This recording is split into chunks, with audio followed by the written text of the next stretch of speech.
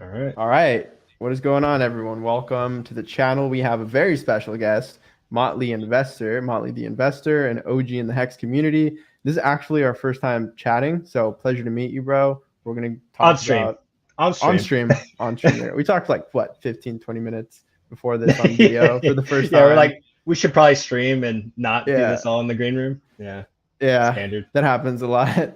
But it's cool meeting you digitally here. And we'll say what's up, everyone in the chat. Have Exponential saying, what up, boys? Hex Kai, hey. Oh, we got Motley in the chat. Nice. The Mango Junkie, oi, oi. Hex McKenzie always does the cool graphics on Twitter. Hey, yo, what's up, everyone? Yeah, I want to know a little bit about your background, like I was saying, because I don't know much about you. And when I learned that you used to be in charge of nuclear reactors, I was like, Pretty scary, right? that sounds scary, cool, a whole bunch of adjectives for sure. But Yeah. what's that like? Like, Yeah, so we can do a brief rundown of me for the people that haven't heard. So go by MotleyInvestor everywhere. My real name is actually Clay. Um, I guess we'll kind of start off. I'll go a little early on. A lot of people have heard this story before, but okay. kind of that what led me to this path today was just I've always been seeking out that one product, right?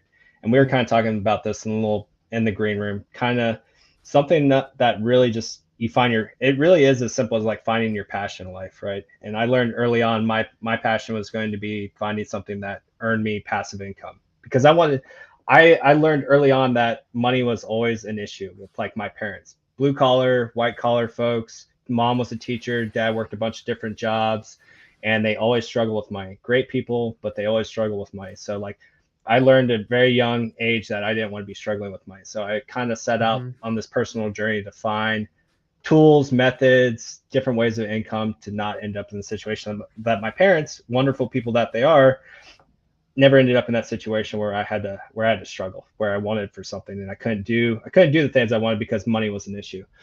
So I kind of set off down that path, did the typical thing, went to high school, was a pretty good student without trying. I kind of always did all my assignments, everything like the class before, still was like top of my class. Same.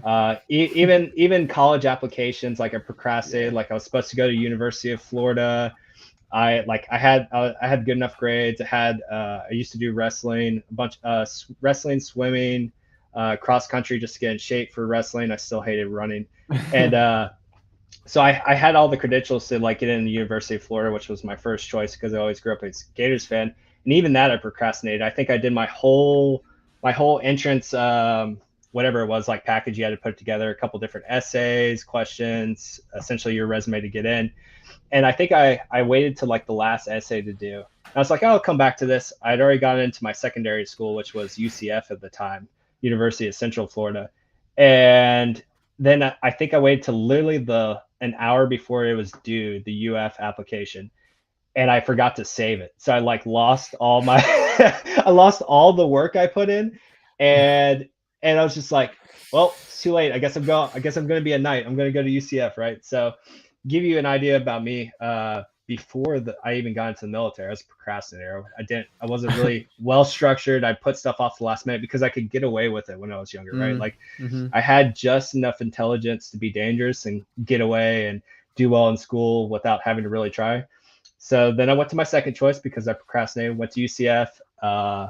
I've always wanted to do engineering. I've been really good at problem solving and just like if you give me a certain set of tools, I can usually come up with a solution for you and a rather efficient amount of time and usually do it very well.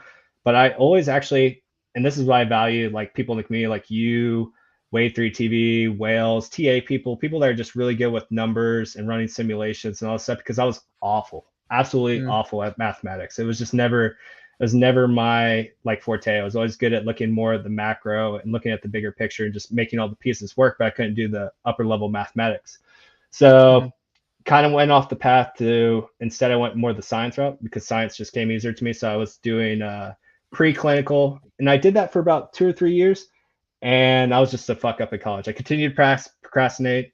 I was too interested in women. I was drinking, partying too much, and eventually it came down one day where I kind of fell in the pitfall that I said I never would, like where money started being an issue. I had student loans.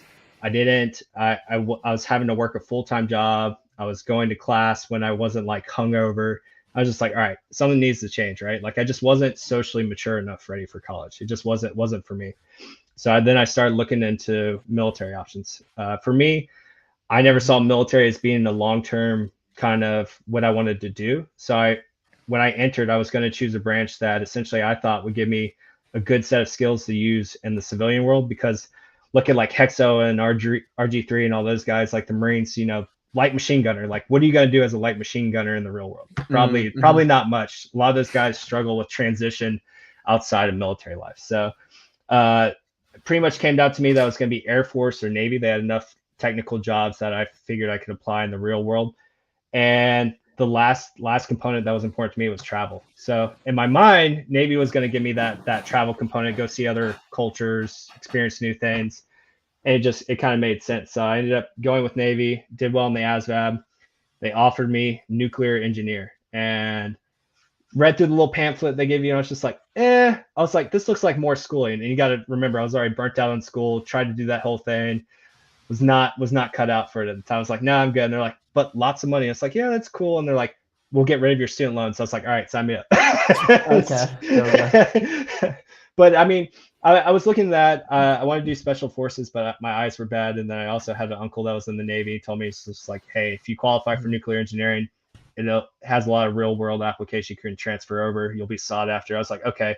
I had to take back, and that was kind of probably one of the first really like responsible decisions I made in my life as a young adult, was just like looking at the big picture and just realizing this might not ideally be what I want, but I'm going to sacrifice the time and maybe not what I want to do at this time, but so I can do what I want to at a later date. So I went with nuclear engineering. It enabled me to go kind of do what I wanted to do from the start, which was some form of engineering. So went to 2 years of nuclear training school in South Carolina, Charleston. A couple of my onboards are in here. They also went through the schooling with me. And after that, I went on the George Washington, stationed in Japan, lived out in Japan for over a year. Best time of my life. If you guys have never been to Japan, highly recommend it. I've been wanting to go. Awesome. Bro, you have to. Okay. You have to go. Japan's just completely different. The culture's good. Everyone's super respectful. The food is amazing. They treat it like art. They give it 110%. You'll have the best food you ever had. All kinds of entertainment. It's just wild. Like you can eat dinner and watch like 2 guys in mech suits like do battle while you eat. Like you can go to the sumo national championships. You can go up to Sapporo Snow Festival, and they have ski ramps built into the roads. Like anything you could think of, like Japan has it tenfold. So like amazing time. Highly recommend it. So I was out in Japan, was out there for a year, did 1 deployment, went to Guam, Australia, stopped in San Diego, got to see Peru, Chile, Rio de Janeiro, Brazil, then came back to Norfolk. And after we did that, we actually we didn't decommission, we refueled the ship. So essentially nuclear reactors on aircraft carriers are good for about 20-25 years before they have to be refueled. So they can constantly just be out at sea, just going, creating power, creating water, creating propulsion for 20-25 years without having to be refueled. But after that, and then you reach the half-life of the ship essentially. So that you have 2 options. You can either decommission the carrier, or you can refuel the carrier, and they're both very expensive. So when my ship came up for its time to be refueled, but actually, I forgot, it took a while to get passed, but they were debating back and forth whether they should refuel it or just decommission it, because they have a new class. So mine was the Nimitz class carrier. Now they have the Ford class carrier. So they have new class carriers coming in. So they're trying to weigh their options. I think it was about one to, God, my buddies are going to give me shit for not remembering this stuff. I'm trying to think. I think it was about like $1 to $2 billion to refuel, and then like just to go ahead and like decommission it. But I can't remember if it was more expensive or less expensive to decommission it. Why is it $1 to $2 billion to refuel? Bro, there's so much red tape when you're working with anything nuclear. Like it is insane. Like because most of that's actually done by private contract companies that the government hires out. And if anyone knows about like the government, they overpay for everything. And those kind of contracts are ungodly expensive. But it's a multi-year process to refuel those nuclear reactors. And then during that time, they also rehaul and update most of the systems in the ship. So a lot of the electronics get changed, a lot of the systems get changed out. It's pretty much just a rehaul of the entire ship, because that ship's been going around for 20, 25 years. So it's due for a facelift at that time. But it costs, I think it costs a couple $1 billion for the refuel and essentially refitting of the ship. So it's right in between of just like, hey, do we decommission this and get a new carrier, or do we just go ahead and send this bad boy out after another 2-3 years, get it refueled, give it a facelift, and send it back out there? So they went ahead, decided on the refuel. I was part of that for most of the time. I got to leave at the prime opportunity of right before like retesting, where you run into all the issues. So I got to leave right at that time. And then I finished up my Navy career as a recruiter. So I went out there and essentially learned how to do a sales pitch to get people to join the Navy, what I did like 9 years ago. So did it for 3 years. Recruiting sucks. My God, so bad. But I did get some cool skills about how to sell, how to learn. I mean, the biggest takeaway I learned was, one, don't talk as much. And I like to talk, obviously, but not to talk, but to listen, right? Because you have to actually sell something effectively, you have to find what that person truly wants. And you can't do that if you just talk the whole time. So I learned that skill. I learned how to sell really well. And then I was in HEX that whole time. So I was in HEX trying to get people to come into HEX. And the entire time I was finishing up the last couple of years in the Navy, I was being a recruiter, was following HEX, part of the community. And yeah, kind of just led us to this point, I guess. But that's it in a nutshell. It's a hell of a story, man. College fuck up, or let's see. Early on, parents struggled with money. Knew I didn't want to struggle with money. Was able to skate by as a procrastinator in high school just for being remotely intelligent. Fuck up in college, just partied and fucked around way, way too much. And then use the military to leverage my student loans to, that's also how I started getting into more passive income. I started using stuff like the VA loan to acquire rental properties. So I started building up my real estate portfolio at that point. And then, eventually leading me back to HEX, which was that true passive income, that thing I've been seeking since I was 5 or 6, essentially, right? So that's kind of like what led me here today. Yeah, that's quite the story. You're a good storyteller too. You had me captivated there. Definitely more articulate than the way I tell stories. Don't lie. The way I tell stories, like you'll hear the new "My Life Is Awesome" video come out whenever he decides to drop it. We filmed it like a day or two ago. But like nice. I'm just so choppy chronologically. Yeah, he's the best. I go from like here to here, and then, oh wait, I forgot that part. Oh wait, tangent. What were we talking about? And it's like, no, but that was a bro. I'm the same way. Yeah. I was surprised though. Like very similar. At the like those key points you brought up. Like my parents struggled. Like it's not like we were dirt poor, but it's not like we could afford like super luxurious things. Like maybe if we're lucky, one vacation every couple years or something like that as a family. Yeah, it's very rare. Very rare. And it's like, but you value it that much more when you do go. It's like I still have the memories of like the 2-3 times as a kid that we went to like a beach in Mexico, for example. But like rare occurrence.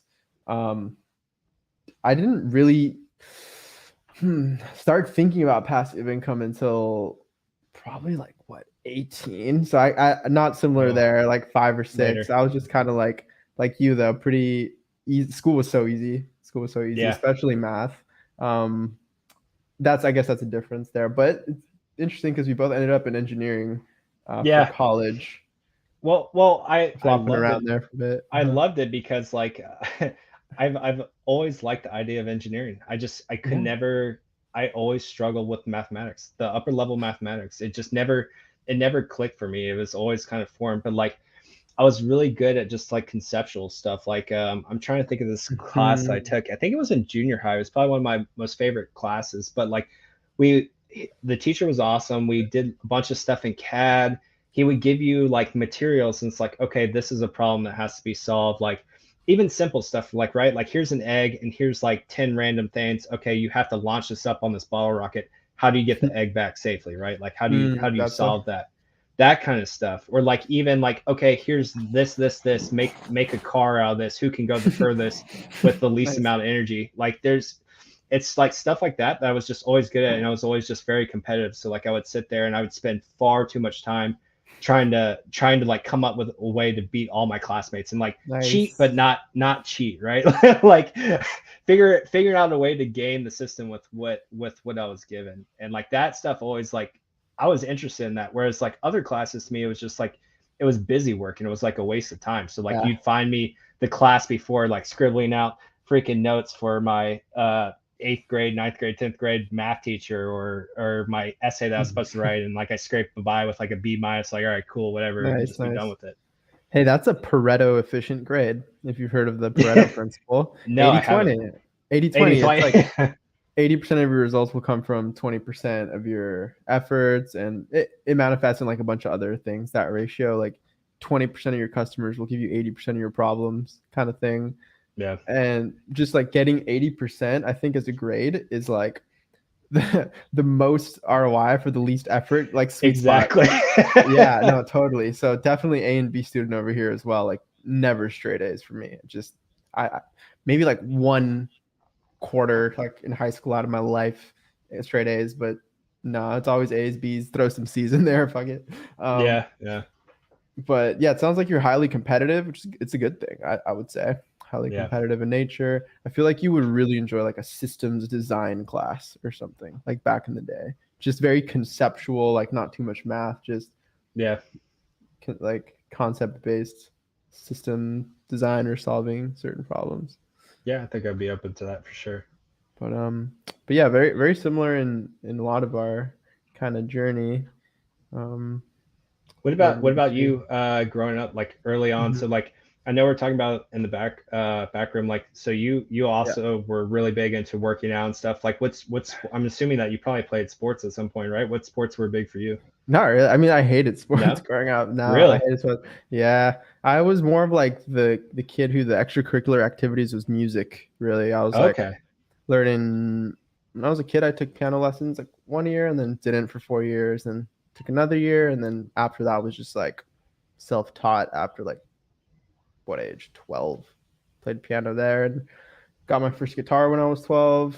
So played that. I was actually in a band in high school. We went and played all over the place. We even ended up in LA at the Whiskey A Go-Go. I don't know if you know that place. No. Like, I'm assuming it's a pretty big place. Apparently Guns N' Roses and shit played there. So, oh, wow. I was like, ooh. So we were like the opener for this just amateur metal show. And I think we even have it on video. It's crazy. That would be sick. That'd be something cool to bring up. I'm sure the community would love that. See like Baby Gerardo.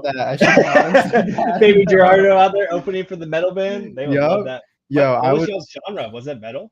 It was like a mix of like progressive rock and kind of like melodic metal, like a mix of the melodic vocals, but also screamo and like the harmonizing guitars and screamo was big in high school. yeah. So it was a good time. I look back on those times with fondness. But yeah, definitely more music growing up. Interesting. And then it was only when like high school hit that I was like, oh, I should probably be in shape. Like that's when you start noticing, like that's when it actually starts mattering, kind of. You know what I mean? You start caring more about girls. Yep. And it's like, oh, okay. You see these like dudes who've been playing sports like for 3-4 years, and they're just like shredded jack, and you're like, oh, I ran that whole summer, and like I got pretty fit, and then from there I just like kind of got obsessed with it. I was like, yo, this feels good. I feel awesome. I feel like I look way better, more confident, all these things, clothes fit better, just like the works. And so I got a little obsessed with it, and people were like, yo, you're kind of fast, because I was getting like 6-minute miles easy at PE. Nice. And they were like, yeah, you should join track or something. So I joined, got pretty fast, became like the 3rd fastest guy on the team, sometimes 2nd. There was this one kid that was just like, depended on the there's day. always that one kid who's just like the fastest all the time. Yeah. But yeah, no, it was pretty fun, pretty good. Teaches you friendly competition against like your peers, other schools, against yourself in your own times, just getting better. And I stick to the obsession of like health and fitness, started getting into like superfoods and just tried even going vegan for a year or two. Oof, couldn't do that. No, man. It's fine. I think I wouldn't do I it think again. that competitiveness, and then also I think you and I probably share that competitiveness, and then also like an obsession, right? Like when we find something we truly like or are passionate about, like you just go balls deep. Yeah. Like you don't stop until you know the ins and outs and everything about it. You can talk about it in your sleep. You can talk about it with anyone. Like I've always found like a lot of stuff fails to grab my attention, but when something does grab my attention, like, and Mhm. I'm truly passionate about it, like, as you can see, like, this is all I do now. Like this Hex, the Richard Hart ecosystem, crypto now, like, it's everything. This is probably now this obsession is probably gonna last longer than most, thanks to the managed staking feature. Like this is going to be at a minimum a 15 plus year obsession, which I is feel that, man. absolutely wild. A lot of us are locked in here for a long time. Yeah. Richard Hart's a brilliant bastard. Yeah. Someone said early, I just want to highlight some funny comments. Like Yeah. early on, someone was like trying to find it. They said Motley used to work at Area 51. It's a Nope. good one. It's funny because when you tell everyone you work in nuclear in the Navy, they're like, "Oh, like the missiles, the nuclear missiles and Right. warheads." I'm like, no, Just reactor. the reactors. So what? Like what is a nuclear reactor? I should know this. I did like a whole ass presentation and project on nuclear accelerators, but that's not the same thing, is it? No, they're different. Okay. So there's a bunch of different type of reactors depending on what plant you're working on. So with the Navy, ours is a high pressure water reactor. So Mm. essentially, you have just think of just like the reactor vessel, and then inside you have essentially what are called fuel rods, where you have all your uranium, essentially like Mm. these uranium Got it. pellets that are pressed together. And what's going on there is you're essentially having fission take place. So you're Got essentially it. you're yeah. Splitting So them. you're sending fast neutrons in there, and they're causing the molecules to break apart. You're creating fission, and it's actually sitting in a giant tank of what you have lead shielding, you have water shielding. They all have different shielding coefficients. So you need like, man, I haven't thought about this testing stuff in a long time, but you need like is it 2 feet of water to essentially slow. You want to contain all the radiation within the reactor compartment, right? So like we have different shieldings of water, lead, Mhm. polycarbonates that absorb the neutrons, stuff to essentially keep all the radiation from escaping into the people space.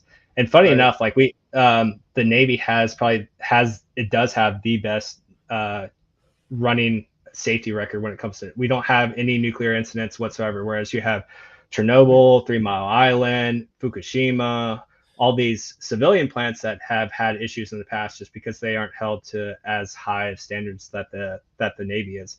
And a lot of reactors and civilian plants have started like kind of they essentially hire us after we get out of the Navy if we decide to stay in the nuclear industry.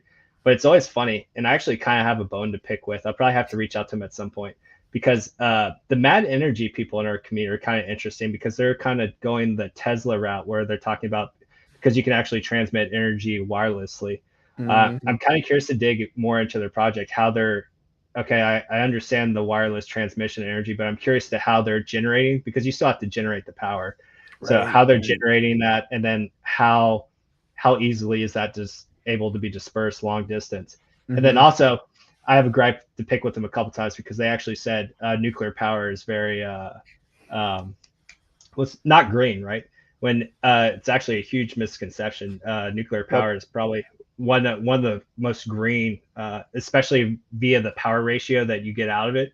It's one of the greenest forms of energy that we have. It just got a bad rep back in the day. I think it was it during the Obama administration where they essentially just stopped the production of any new nuclear reactors ever coming on board, and a lot of that was due to like the fossil fuel industry and everything just kind of Right. stopping that. So that's why it's still a lot to this day. A lot of the U.S. is generated from like coal burning facilities and oil and fossil fuels still. But nuclear power is actually very green, and the carbon footprint it leads is smaller than most. I think the only Mhm. thing that really beats it out is like wind and Mm. solar, but then those have their limitations as far as being able to actually sustain a power grid of any size. Right. Solar's tricky. Like I learned about some of like a good amount of the stuff in college. Not in depth and in practice in the field like you, but like I was a fan of fusion, for example, and Hmm. like I did learn like, oh, this is kind of end game here, like getting this to work really, really well. Certain things like I think you could even reuse the heat from the like a fusion reactor to like pump it back in for energy where energy is needed and kind of bootstrap the whole thing to keep it. It could be going for like basically bootstrapping by itself for a minute, like for a while. The issue they're What struggling you with do. fusion right now is you have Uh, to put in equal, if not more, energy into it right. to reach the parameters that create fusion. Then the energy you get out. Like you get a Mm-hmm. massive amount of energy out, but you have to put a massive amount of energy in right now. Where Mm-hmm. fission, you can put a small amount of energy in, and then it causes a chain reaction. You just have to be able to Mm-hmm. control that chain reaction, and you get a massive amount of power input for a very small input of power. Whereas fusion is the opposite. You have to put a lot of power in Yeah. to get that actual fusion process to occur. Right So now, that, right? It might get yeah, better over time. yeah, Like, it could get better, but like, yeah, yeah, fusion, there is potential there. They just have to get better with the actual get their system. stuff Yep, together. yep. And for solar, like there are definitely limits to that too. Like I took solid state physics in college, and I learned how like with these basically silicon, like these solar discs, you can only get so much. Like there's only so much power per square foot, like power per area that the sun gives, and then a lot of that energy just escapes.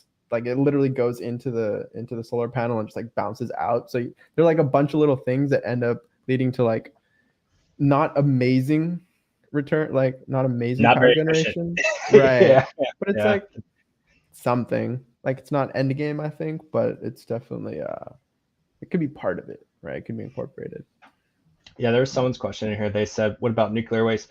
So Archie, again, like I was saying, like just with our Navy reactors, they go 20, 25. They can go years and years without even having to be refueled. When that waste is actually finished, and a lot of things people don't understand is radiation is natural. Like radiation is happening everywhere. You have radiation coming Right. from the ground. You have radiation when you fly. Like when you fly, you receive more radiation than like when I did actually in the nuclear power plant because of all the shielding and everything we had. I actually experienced very little radiation. You receive much more radiation from the sun when you go and fly.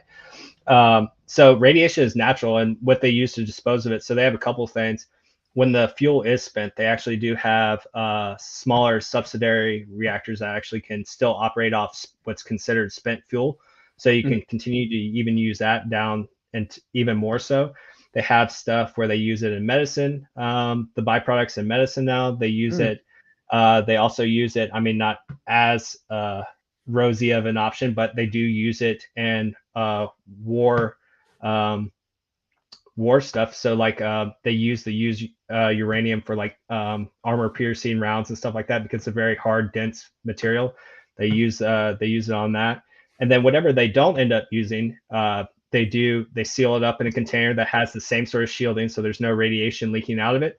And then they usually bury it down in the bottom of the desert where it naturally just goes until it essentially it'll be emitting radiation for thousands and thousands of years, but then it eventually goes inert. But it's just underground, not affecting anything. As long as the capsule that it's in is properly shielded and contained, you'll be fine. They have like one or two of those facilities somewhere out in can't remember, somewhere Midwest where it doesn't bother anyone. And it's a very, very small That's footprint compared to the absolute massive amount of power that those plants put out. whew. Got Balliot Brand saying a 6 minute mile is super fast. Great job. 6 minute is insane. Since completion fails, I had to do a 7 minute in college for baseball. You guys will actually hear my fastest mile time on the My Life is Awesome podcast episode. I don't know if I should How drop it here, but how yeah, leave it as a teaser. uh, How tall are you? oh no, the first time. Okay, we're about to reveal it to the community. Like everyone is gonna be so disappointed in Vegas when they realize I'm not like Huddle Dog tall. Well, yeah, I didn't think you were that tall. but Well, but yeah. it's more credit to your fast mile pace because I don't think you're that tall Ah, of a guy, right? So like that's that. true. That's true. I take a guess, and then I'll tell you if you're right. Uh, let's see. I'll try to up my answer by a couple inches. I'd It's gonna say hurt.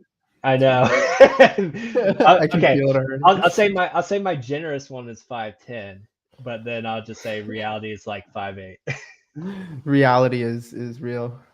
Real 5'8". Reality. I'm 5'8", basically. All right, we're the same height, bro. It's okay. Oh, really? I just Fire. wanted Okay. to share share the same height issues as you. Yeah, Short but gang. you're short gang for life, but you're still much faster. So that's good. For sure. I I'm might not be able that to fast pick. anymore. I might be able to pick up heavier stuff than you, and you can just run faster than me. So Yeah, I can lift pretty heavy. So yeah. All right. Might have to have a lift off. Okay. only in relative weight though. Like take the weight and divide it by weight. That's where I crush. Yeah. That's where I crush. Yeah. It's like, wait, you can overhead press. Wait, how much can I overhead press? How much percent of my body weight can I overhead press? I've done this math that's before. what matters, right? That's right. Because a lot of people get that confused. Like I've seen like like really small guys are like $140, $150, but they're still like benching like 315 and squatting like 400. Yeah, that's nuts. It's like, yeah, it's crazy when you think of the ratio to their body weight. It's just like, yeah, that's pretty impressive. So I can overhead press. I think they call it military press, actually, like standing barbell press. 84.4% of my body weight for. Well, I weigh like 148 right now, and I can overhead press like 125, which is pretty good for like 6, I think. That's not Are too you doing bad. it seated, standing? Are you doing the clean and jerk to get it there, or are you just taking it off the rack? Just walk up to it, you unrack it. None of that fancy stuff. Just very much like strict, nothing that could potentially hurt myself. No, none of that. Yeah. I'm even like weary with deadlifts. Like I do them, but I don't like them. Well, I mean, honestly, I haven't done any like crazy heavy lifting since like my younger days, either in college or wrestling or anything like that, because like the risk of energy versus reward of what you get out of those like extremely heavy lifts is just not worth it. And you're just tearing up your joints and cartilage anyway. So I'd rather be able to use my body for many more decades ago. No, same, dude. Same. Lit from My Life is Awesome. I keep referencing him because we had a great combo. But he mentioned how he's I think he's like a powerlifting coach. He was like hyping me up on like, yeah, keep lifting heavy because like. Wait, he's a life coach and a powerlifting coach? I think so. Or is he huh? I think so. Okay, interesting. Yeah. Did he say power coach or powerlifting coach? Power coach? Are they the same thing? No, I don't think so. So I'm wrong. I think power coach is just like a life coach. I think you're right. My bad. But I think he's also very like, I mean, that's a big component of what he does. It is fitness and staying in shape and having a healthy life and reaping the returns from that. But yeah, I think he's like a power coach is probably. Got it. Yeah, that's funny. But now he was hyping me up. He was like, "Yeah, that leads to longevity, like lifting." Just not like a crazy amount of volume. Like, of course, I love my volume. I love my pump. I love just doing a bunch of extra sets just to fluff up and feel nice and juicy, vascular. But do some circuit training and supersets and all that good stuff. Yeah. That's at the end of my workout. So usually I do like heavy to start, and then I taper into like more volume, lighter at the end. So he's a life/power coach. Yeah. Okay. Let's see if we have any more cool questions in the chat. Someone says, this is my shit, Motley. We'll want to talk to you at the race about this. Oh, cool. Nice. Oh yeah, the Daytona. That's probably a good thing to talk about. That's a good segue. Yeah, we could talk about that. So if you guys don't know, the HEX community sponsored a NASCAR for Daytona 500, and that will be coming up this week, right? Today's Monday, right? It's on the 20th. Yeah. 6 days. Time passes. Yeah. So I'll after this interview, I'll actually probably be packing up and flying to Daytona. Yep.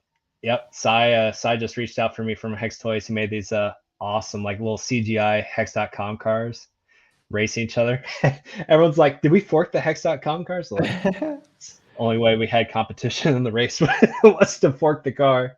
I don't know why my thingy's not loading, but yeah, these are some cool cause money raised for these via the community, which is amazing. And then freaking Abit leaked the damn video of the car getting wrapped. He wasn't supposed to. So. Oh, he wasn't? No. Abit. Yeah, freaking bum. So Causing freaking. I'm sure you guys seen it. If you go to his page too, there's also the video of it, and the video looks even better. But Yeah. yeah, so Yes. for you guys that don't know, me and Ricky or Agape Hex essentially ran this sponsorship for the Hex.com car. And so the car is actually up in North Carolina right now getting wrapped. So Ricky sent one of his buddies out there to go get some footage of the car getting wrapped so we can incorporate that in the video and the documentary and stuff we're going to be making later. And so evidently the guy up there, Jack Knobbers, I believe it's funny, he's a Hexican, but he's also really big, it looks like, into the NFT world. But like no other Hexicans follow him. It's just a friend of Ricky's, and Abit follows him. And so he posted it on his Instagram, but there's no other Hexicans I know besides Abit. And then Abit just started screen sharing all of it and sending it out there. It was like, well, there it goes, guys. There's the car. Enjoy. But yeah, it looks sick.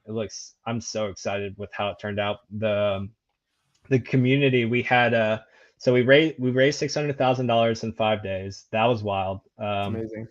Not gonna lie, at first I didn't think it was going to be possible.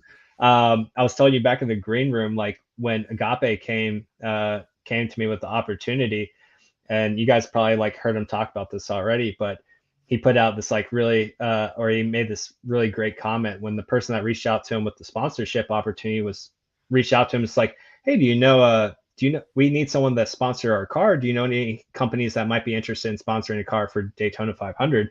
He's like, I don't know a company, but I know a community, right? Like, I feel like that's the tweet that'll live in infamy. Like, it's awesome. I love the narrative of that. Yeah. Wait, yeah. who tweeted that? Who tweeted that? That's Agape Hex. Agape. He said he said that, and then I think he tweeted it out later. But yeah, great line, right? Like, and it's very, it just hits all the notes. Yeah, it hits all the notes for what we are as a community. So it's like, yeah, I don't know a company, but I know a community. And then he just reached out to me to kind of help him just spearhead it with the community, because like he's not as well known. So if you guys don't know, he's the videographer for Crypto Sparbuck, and he's just like, yeah, do you think it's something that's good for the community? Do you think they'd be interested? I was like, he caught me in a good mood. I was like, fuck yeah. I was like, let's do it. Let's go. I was telling you the green room. It was like, yeah, 50,000. I'll throw down 50,000. So, and then we started promoting it. And then within a day or two, I was just getting people donating 10,000, 20,000, $60,000 donations. Sheesh, man. Yes. And nothing in return, right? Like, people were giving this money with just no expectations, and then they were also entrusting it to me as well, because I was holding the wallet. So again, just the trust and respect that for me to send me the money and expect me to do right by the community was tremendous. That felt amazing. And then it was getting those crazy large donations and seeing it like actually come like into fruition. But it was also tons of people reaching out like, I'll donate 1,000, I'll donate 1,000. And then and these are the ones that touched me the most. It was new Hexicans that have been in for a week or 2 weeks. They heard about it and they're just like, I want to be a part of this. It's like, I can only give $100, $200. And then, with gas fees, they're paying like $20 to $50 to send it. And they're only sending like $50 to $100. But I was just like, you don't have to do that. And they're like, no, I want to, right? Like, I want to be a part of this. Like, I want to say that like I contributed to making the Hex.com card come to fruition.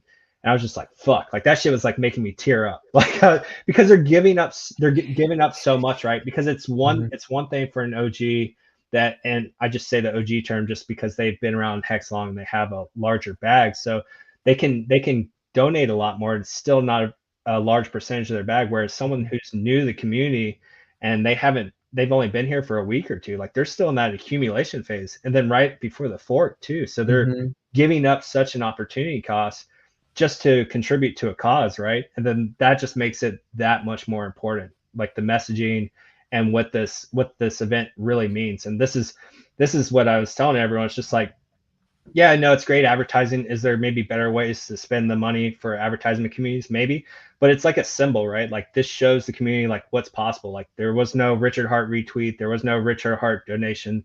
This was all the community. This can be replicated. And then you have this like tangible item of we have a race car, we have a driver in JJ Yeely, we have the ability to go out there and compete against the entire field. Like, I think that's the last component people don't get when like you're raising money for something like that. Like, people like that symbolic, like, tangible thing they can see out there. And it's like, I help support that. Like, that car is representative of the community. Like, it's not just the driver racing that car. It's like the whole community's behind that car. And like, that's the stuff like you just write movies off of. So that's amazing. Highest of Stakes is going to come out there and get some footage. So hopefully it gets in the documentary. I think it's worthy of it. But it was cool. I was very fortunate to be a part of it, and I'm just excited. I'm excited. Yo, that's so amazing. Like, I'm really excited to see this card out performing. Never watched NASCAR before. Me neither. Nope, me neither. But I'm watching this year, and what you said, like, I kind of pictured this like cartoon animation of like all the Hexicans and like just all their energy being imbued into this car, like an anime. Yeah, dude. Literally, it's like Goku getting his spirit bomb ready, and all the Hexicans giving JJ Yeely their energy to go win the race. Basically, because isn't this like the biggest race in like the nation every year? Yeah. So I've been. How many eyeballs do you know? I think about really 7 million in total is what they're expecting. Eyeballs? Yeah, 7 million eyeballs televised. They're sold out and way over capacity. I think they're like 120 to 150,000 live and in person. So like even the live and in person is more than the active stakers that we have in the system. Almost double. Yeah, well, yeah, pretty much double, because I think we're like 76 to 78,000 right now active stakers. So we have double the amount of active stakers in the ecosystem now, just sitting in the stands. And then we probably have about 100, I'd say somewhere between 100 and 300 Hexicans are coming in for this event. Got a bunch of merchandise to hand out to them to go out there and promote. And so like, even that, just the eyeballs and the audience, the Hexicans out there doing the good Lord's work, promoting Hex. I'm going to be out there. Like, I'm going to be going after like the big whales, looking for team owners. A really cool thing that happened during this was Floyd Mayweather. And so this is another thing that's kind of interesting with Daytona and Cabana kind of informed me of. It's kind of becoming the new trendy thing to own a team. So you have Pitbull, you have Michael Jordan, Mayweather just got a car and entered the race for the first time. And he's one of the reasons that we actually have to compete to get in now, because he'll also be competing. So that's huge news. And if we end up in the race against him for the qualification, like, that's going to be just as much eyeballs as probably the races itself. So like, that's going to be incredible. So the way the qualifying works, I believe there's 6 cars that need to qualify right now, and only 4 will get in. So 2 cars aren't going to make it.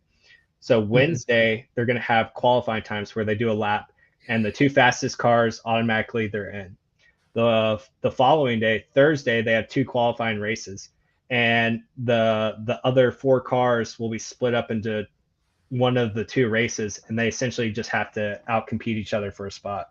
So if we get lined up with Floyd, let's say we don't get the fastest qualifying time, then we get lined up with the Mayweather or the Money Team car. Oh my God, so many eyeballs. And then worst case scenario, if you guys haven't heard, let's say we don't qualify, which would really, really, really, really suck, but you would still get another race like Talladega,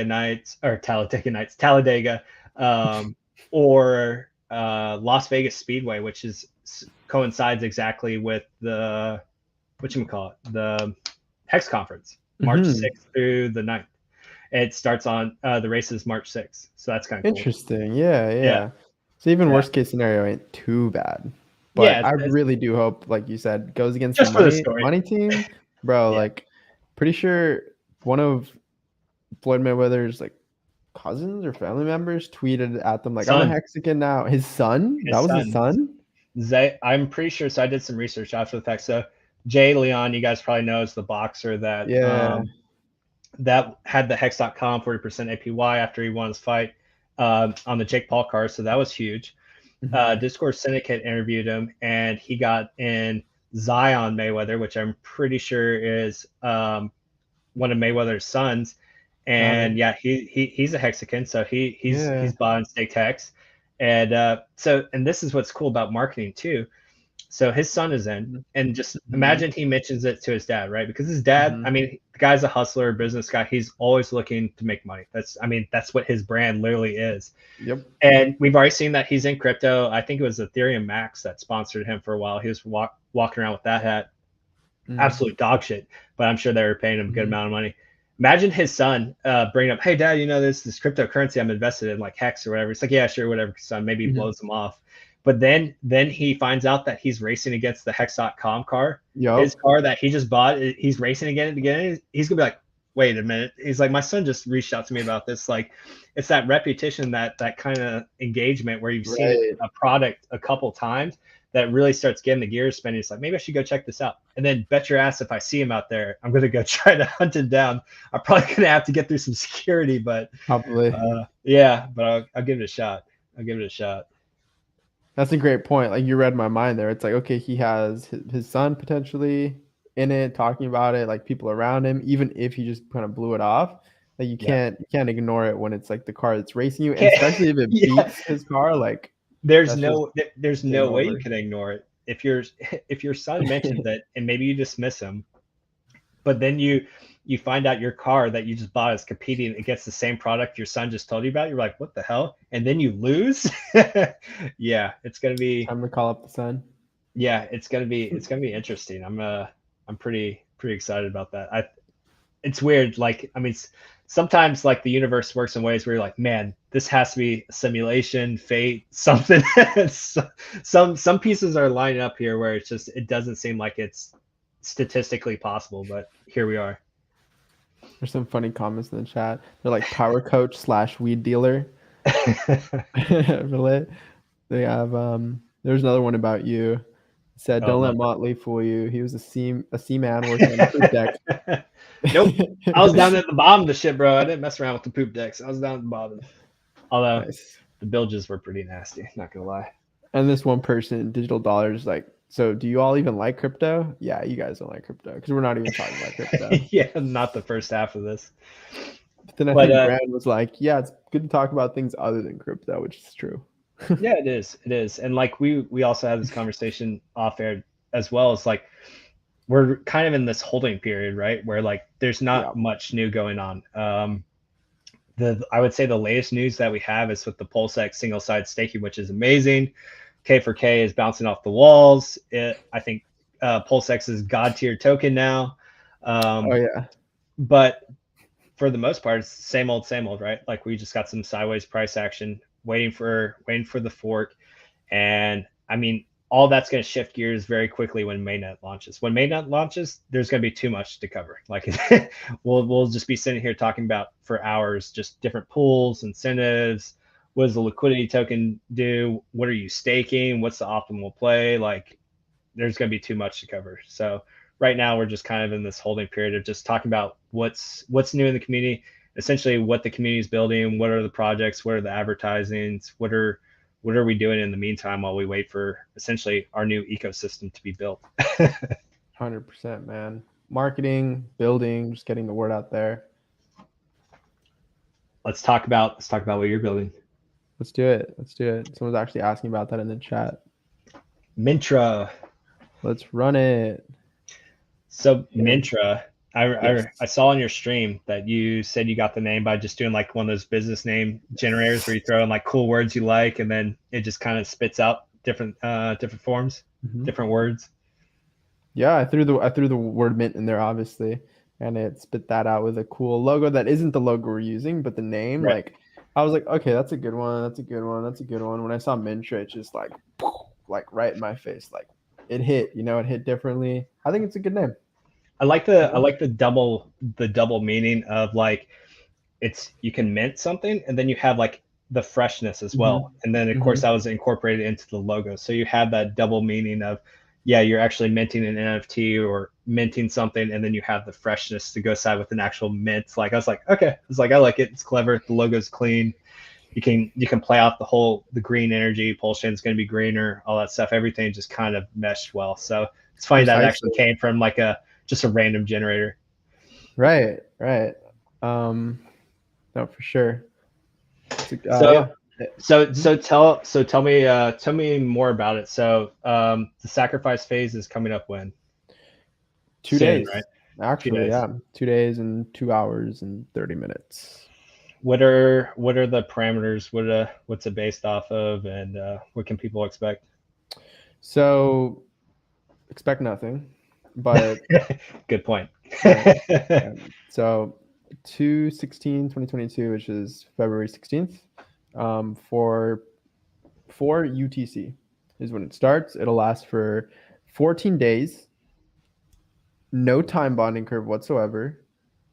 The volume bonding curve that we're accustomed to from 1 to 2.5x. So people aren't fighting on, in time space, they're fighting in size space, or competing, I should say. For the actual rate, it's 100 points per USD equivalent to play with a different unit regime, because like I've mentioned in previous streams, you have coins that do their run up from, 10,000th of a dollar up to $1, or maybe the run up is in a different space, so to speak, like Ethereum starting at 30 cents and has its run up from 30 cents to $3,000. So it's like the whole sacrifice mechanism to launch coins is so new. So like, why not try different things with it? And so that was those two kind of reasons are the motivation to doing 100 USD or 100 points per USD equivalent. It'll last for 14 days, and the tokenomics are on the website. You'll be able to stake it. What are they? Because I'm slacking. I didn't look. All good. So the sacrifice phase is to determine who gets the supply, because you don't want to give the supply to apathetic people who will just dump it, right? We know that already. So that's the reason for that. And tokenomics of it are you'll be able to stake it. It's called mint. You'll be able to stake it and get PLS. And you might ask yourself, well, how do you get PLS? You're not allowed to mint it or whatever. Like, no, it's coming through the 2.25%, which is less than OpenSea, by the way, fee charged on the platform for any NFT sales. So for those of you who don't know, and OpenSea, basically the biggest NFT marketplace. Looks Rare did surpass them temporarily in daily volume, but they're close enough to each other to be comparable. Exactly. So what was I getting at? So you're talking about the staking feature and how much they charge for their fees. They charge 2.5%. Mintra will charge 2.25%. So slightly better deal in the spirit of PulseX, right? It's like you just, instead of 0.3%, you charge 0.29%. Like you just do a little better, and you just make sure you have the better product than anything else. So like you alter the parameters of the DEX just to edge out all your competition, essentially. Yep, precisely. Right. And so what else was I getting at? And how does that staking feature work? So you stake your Mintra, 2.25% fees go through Mintra. What percentage do you earn as a staker? Does it change with time, or what allocation goes to the staking class? The percentage is, we'd like to see the percentage be 1% of the total transaction, which is 44% of the 2.25% fee. Okay. I think. Okay. Yeah. So the fee's 2.25%, a little less than half of that. So about 44%. Yeah, it's 44.44%.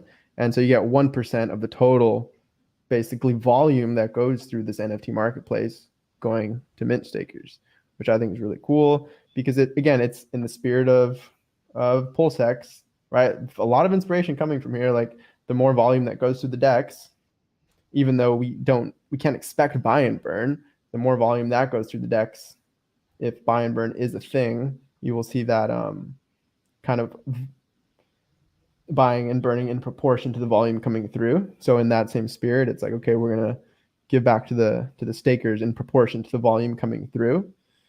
And buy and burn is a cool feature too. So we would like to see that so if we have 1% of the 2.25 going to stakers, maybe 0.25% could go into just buying on the open market and burning. Could. No expectation. With the staking feature, is going to be like a time lock with HEX, and then you're giving shares in place of it, and then more shares in the system essentially a higher APY in the PLS you're given, or how are the dynamics of the staking feature actually set up, and is it able to? I don't think that will that be able to be done automatically, the payout, or no, or just like the buy and burn, that's not something that can be automated with how the structure is set up. So it'll be similar to yield farming in the sense that you can pull your rewards whenever. Okay. There's no time lock. It's just a matter of you stake your mint, and whenever you decide to pull your rewards and pulls, whether claim you your got, rewards, right, claim your rewards, then that's when you basically whenever you want. So there's no time lock feature, but obviously there's like not a T-share system, but you know, you what will percentage of the pool do you own, right, essentially, what by percentage how of the much pool you precisely. stake? Yeah, pretty self-explanatory there. So that's pretty much that's pretty much the majority of it. You're not buying anything. You're sacrificing to prove you believe blockchain should not destroy the environment, because that's You hear that, SEC? You hear that? Right. Like Not proof of buying stake blockchains are just better. So right. like, and you're getting the whole, like you're attracting the people who care about that into PulseChain. And here's another fun piece of game theory that I love talking about this, because what's the biggest gas guzzler on Ethereum? NFTs, bro. Like, don't we want gas guzzlers on PulseChain? Yep. They just burn the fees. It's weird, right? Too, because like want to load up the network. We want to load up the network. We want people to come build stuff. Hexicans are building stuff. There's pushback from other Hexicans in the community. We've probably all faced that. You probably faced it. We faced it with Legion VCs. It just is what it is. But like ultimately, you do want stuff that burns Pulse, right? That's one of Pulse's main fundamentals, is you want stuff to burn Pulse. And how do you do that? It's just transactional, right? More transactions done, more fees, more money goes essentially to the people that are delegating to the 33 validators, more Pulse is burned out of existence, value of Pulse goes up. So like you said, you want those NFTs, biggest thing on Ethereum right now. You want them to come over. My buddy Staking Apes is on board of my onboard, and he's doing a really cool thing where he's essentially emulated like Bored Apes, and I know you did like something similar with like CryptoPunks.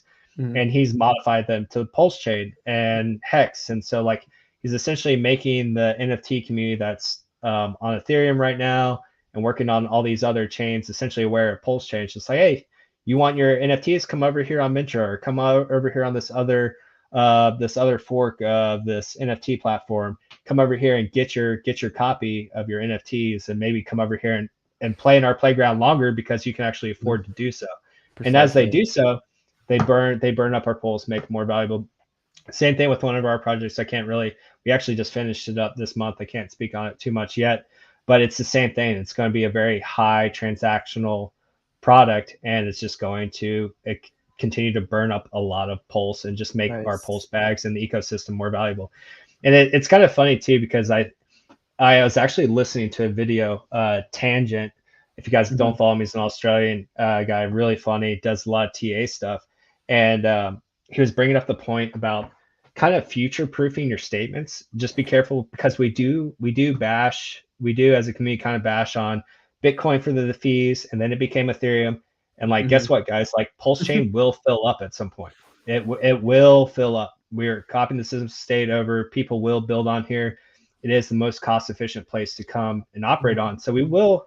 I predict we will fill up at some point. When that time is, I don't know. And I'm sure Richard has a few tricks up his sleeve to continue to increase the throughput and everything on our chain. But there might come a time where it does become might become expensive to operate on PulseChain. So just be aware that ultimately we're going to probably operate in a multi-chain universe moving forward anyways. So just be aware, like, at some point, PulseChain probably will have higher fees and will have congestion, because eventually maybe the NFT community does move over. Maybe some of the other projects do move over because they're dead on Ethereum due to fees. So just keep that in mind as you move forward, not to bash on these communities, accept them, and just understand it's a problem we face as crypto overall, right? Because to get that censorship essentially away from the governments and and the fiat currency that we don't want to transact in anymore, we have to give something up, and that's usually throughput. We're no Visa, MasterCard, or Amex. Like you have to it's hard. We can't do anywhere near their throughput. So we're probably going to have to coexist as a multi-chain space moving forward, regardless of how good your chain is, because it will fill up at some point. I mean, lucky for us, all of us here now will be ungodly rich probably, but but it is about just continuing to build out the space, because this is, I think, where we're starting to move with our wealth and finance in the future. Like this is where all the wealth is starting to transfer into. I mean, look at the Super Bowl, right?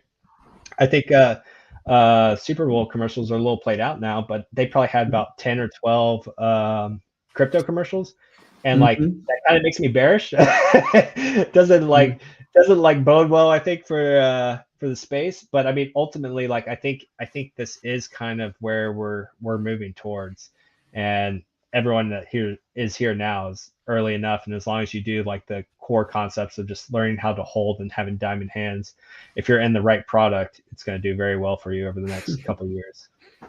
Speaking of the Super Bowl commercials, everyone here on Twitter probably already knows, but I know there are people who watch YouTube that are like not at all on Twitter, but the whole might have been some articles about it too, how the Coinbase Super Bowl ad commercial, like it was this QR code that was just bouncing in that like old-fashioned Pong. It's clever. It's clever, but I think it crashed their website. So it's like they spent how much on the ad? Like $16 million, and then just crashed their site and couldn't even use the traffic. Like, yeah, I think it's like 3 to 6 million per like 30 seconds of video you got. So yeah, I remember it's funny as it came up, and I was watching it, and it was just bouncing around. I was like, what the hell is this? And I was almost tempted to scan it, and I was just like, nah.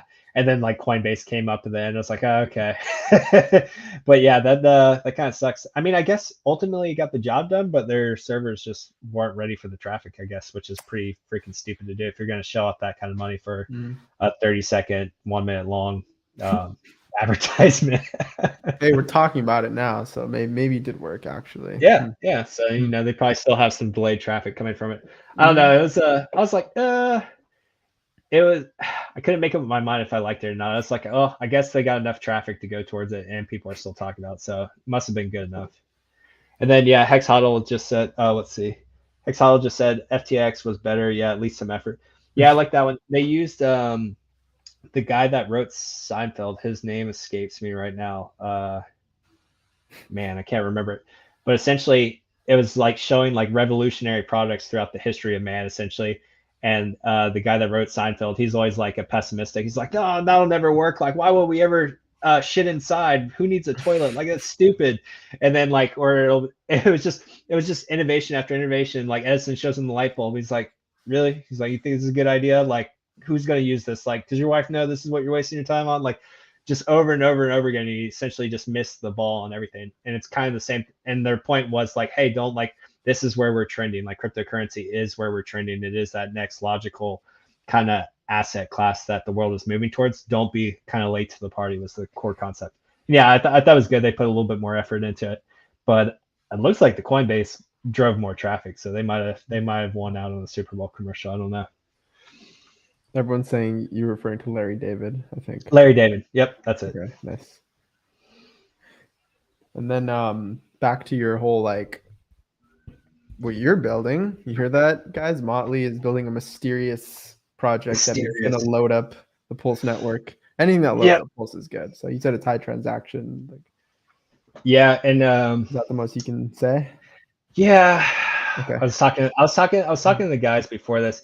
It's really frustrating for me because it's kind of like that issue we run into with like these sacrifice phases, right? And like it's the same reason. Like you have to skirt around the SEC stuff. Like we don't have to do that because we're not launching a token, so that's nice.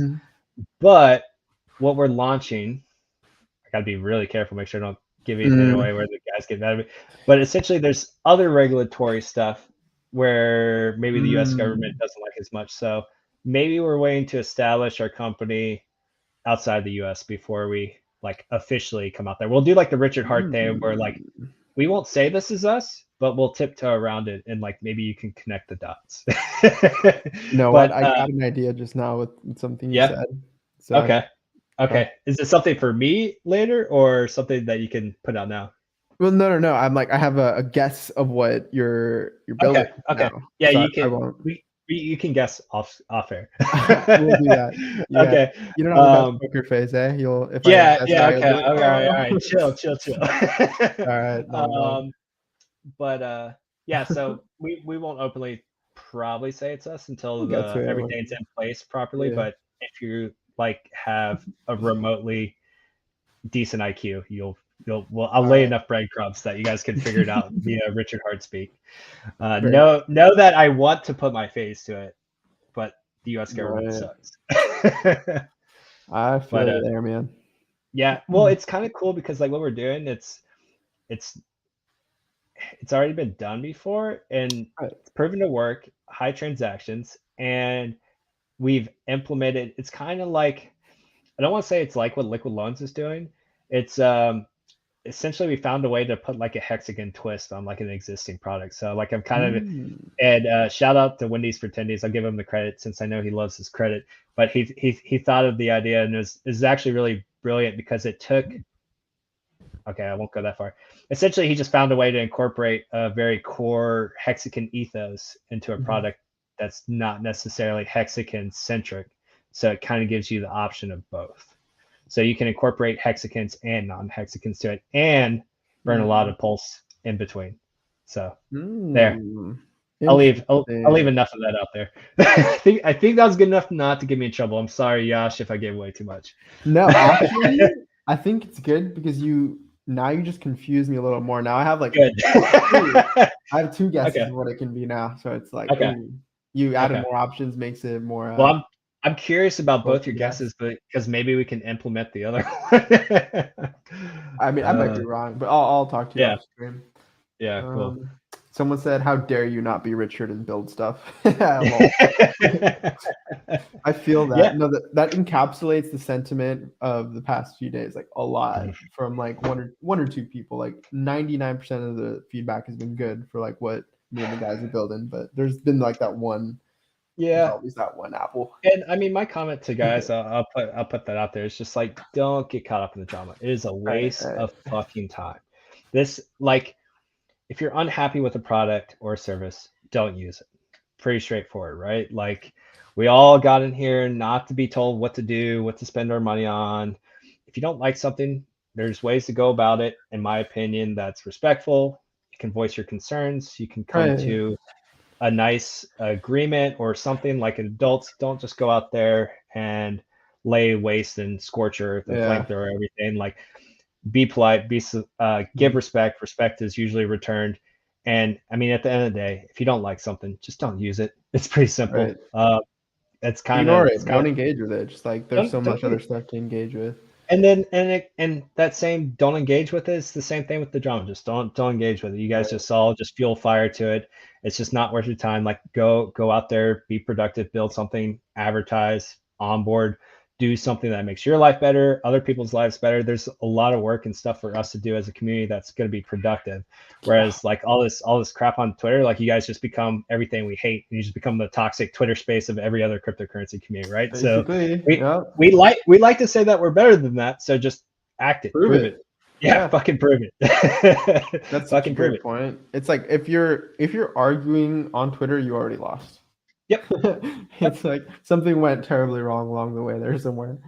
Yeah, and like, see, I want to, and I'm glad I can put that out here because like I want to put that out there on Twitter, but then again, it's just fuel to the fire. It's not necessary. You get back into this back and forth of people that aren't willing to listen, and it's not worth the time. So just prove it. Go out there, be productive, do other things. Don't just, man, I hate it when I see hexagons becoming what they hate. Just don't do it. Don't do it. But as the community grows, like the core tenets of what being a hexagon means will not obviously expand out into every single new person that comes in. Right. So like we do our best and keep kind of like that tight community, but eventually there's just going to be like just the usual human BS, like toxic Twitter. Yeah, it's I mean, and look, we've done We've done like Legion VC has done pools for all these sacrifice phases, and like that got a lot of pushback, and like we charged a fee, and it's just like, yeah, like it took a lot of time, and like it took a lot of our man hours, and like, yeah, like if we were going to do it, we were going to charge a fee, but we also brought stuff to the table too. Like our group brings a decent amount of economic mass where we can guarantee the pool participants pretty much a top 10 wallet, you know, like that's worth a high multiplier in a Richard Heart ecosystem. Like that's valuable to someone who has 1,000, 2,000x. So we had a service, and if you valued it, you could use it. If you didn't value it, or if you didn't like the ethos of it, because guess what? You do entrust your crypto to somebody else. Like that is against one of our core ethos, but you don't have to use it. And it's just as simple as that. And that's what I would tell people. It's just like, well, how can I trust you with this? It's like, you don't have to do it. Like, right. Like you, and I would tell the people this too. It's just like my reputation to me, and I told you this in the green room as well, is worth more to me than any dollar amount on planet Earth right now. You could offer me $1 billion, and I wouldn't do it. Right. Like there's a certain point where you have enough money, and like I have enough money now to retire. I don't have to work anymore. You reach a point to where money is no longer an issue, and you can focus on stuff that matters. And like, to me, my reputation and integrity in the community means more than anything, pretty much. Like outside of like family and loved ones and friendships, like the integrity and respect in the community means more to me than just about anything else. So like you couldn't offer me enough money to go run off with. And again, this is what builds such good core fundamentals in this community, is because like HEX is such an amazing product. It gives you the ability to stand by your integrity, right? Like you don't have to give it up to a margin trading site. You don't have to give it up to someone that like you, I'm sure you've gotten it before too. Like people reach out to you just like, hey, I'd love for you to shill my new coin. Like let's talk. Week I get emails. Yeah. I get like 3 to 5 emails a week, just like, hey, what's your, or even on Telegram, like, hey, would love to collaborate. What's your YouTube rate for like this? I'm like, none. We can talk token allocation, blah, blah, blah, blah. And it just comes in, right? And like all the hexagons can just turn that down in an instant, right? Like we don't need it, right? Like it's not. I don't give it a second glance ever. Nope. It's just like, that's funny, and gone. Trash bin, over and over and over 100%. Again. So for all you lovely people out there with new coins and all these opportunities and token allocations and stuff, you might as well just not send us those messages, because they don't get opened. Right. I've never said that on stream out here. Like, just don't send that to me. That's such a good point. Like, is it really I don't know if they listen. I don't know if they listen to enough of our content to catch this little snippet. They probably don't even listen. They probably just look at your subs and your views and like, email. Yep, that's enough. Send it. Yeah, it's just how personal, a wide net out there. But like, it's just you couldn't offer me enough money. There's not enough money on planet Earth to do so, because, and this is one of the awesome points that Richard brings up. It's like, once you reach a certain quality point in your life, more money doesn't give you more quality, right? Like you've reached that threshold. The only thing that you can improve on is the quantity. So that's why he is such a big advocate for supporting longevity research, like with the SINS Foundation, raising $27 million for SINS Foundation. You can only improve the quality with so much. You hit that threshold of where, okay, whatever you want to do, you don't have to worry about money anymore. Now you can just focus on how do you extend your life? How do you get to enjoy more of that quality life that you've earned via like a product of HEX or something else that Richard Heart has produced? Definitely. Once you max out that quality, you just go into like longevity and impact, and that's basically legacy. That's basically infinitely scalable if you get to that escape velocity of, solving a year of aging every year. And at that point, you can just keep doing that forever. I want to thank Refined Hayseed Appalachian for the $5 super chat. It's an interesting name. Someone asked, I want to get back to, actually, before I asked this question, someone asked in the chat. I just want to wrap back around and kind of close that thread of what you were saying, how some people give flack for whatever, like people build, and you gave the example of your pool, which I didn't participate in pools because I do adhere to that core tenet of not your keys, not your coins, but I see the value in it. And like, even though I don't participate in it, I see there's a lot of value in being able to guarantee being a top 10 wallet. With the volume bonus multiplier, you get 2x the coins, maybe 2.3x the coins you would have gotten if you were just like a little fish with a a 1.02x bonus or something. Oh, if you're lucky, it might be like 1.000. Like, what was it? I think the top 100 wallets this sacrifice had like over $1 million or something crazy. It's nuts. Yeah, but absolutely. But to that point, like I can be like, oh, I won't participate in that, but it's not like I'm gonna go like blow you guys up on Twitter. Yeah. Like, no, Driver comes in there with the flamethrower, like right.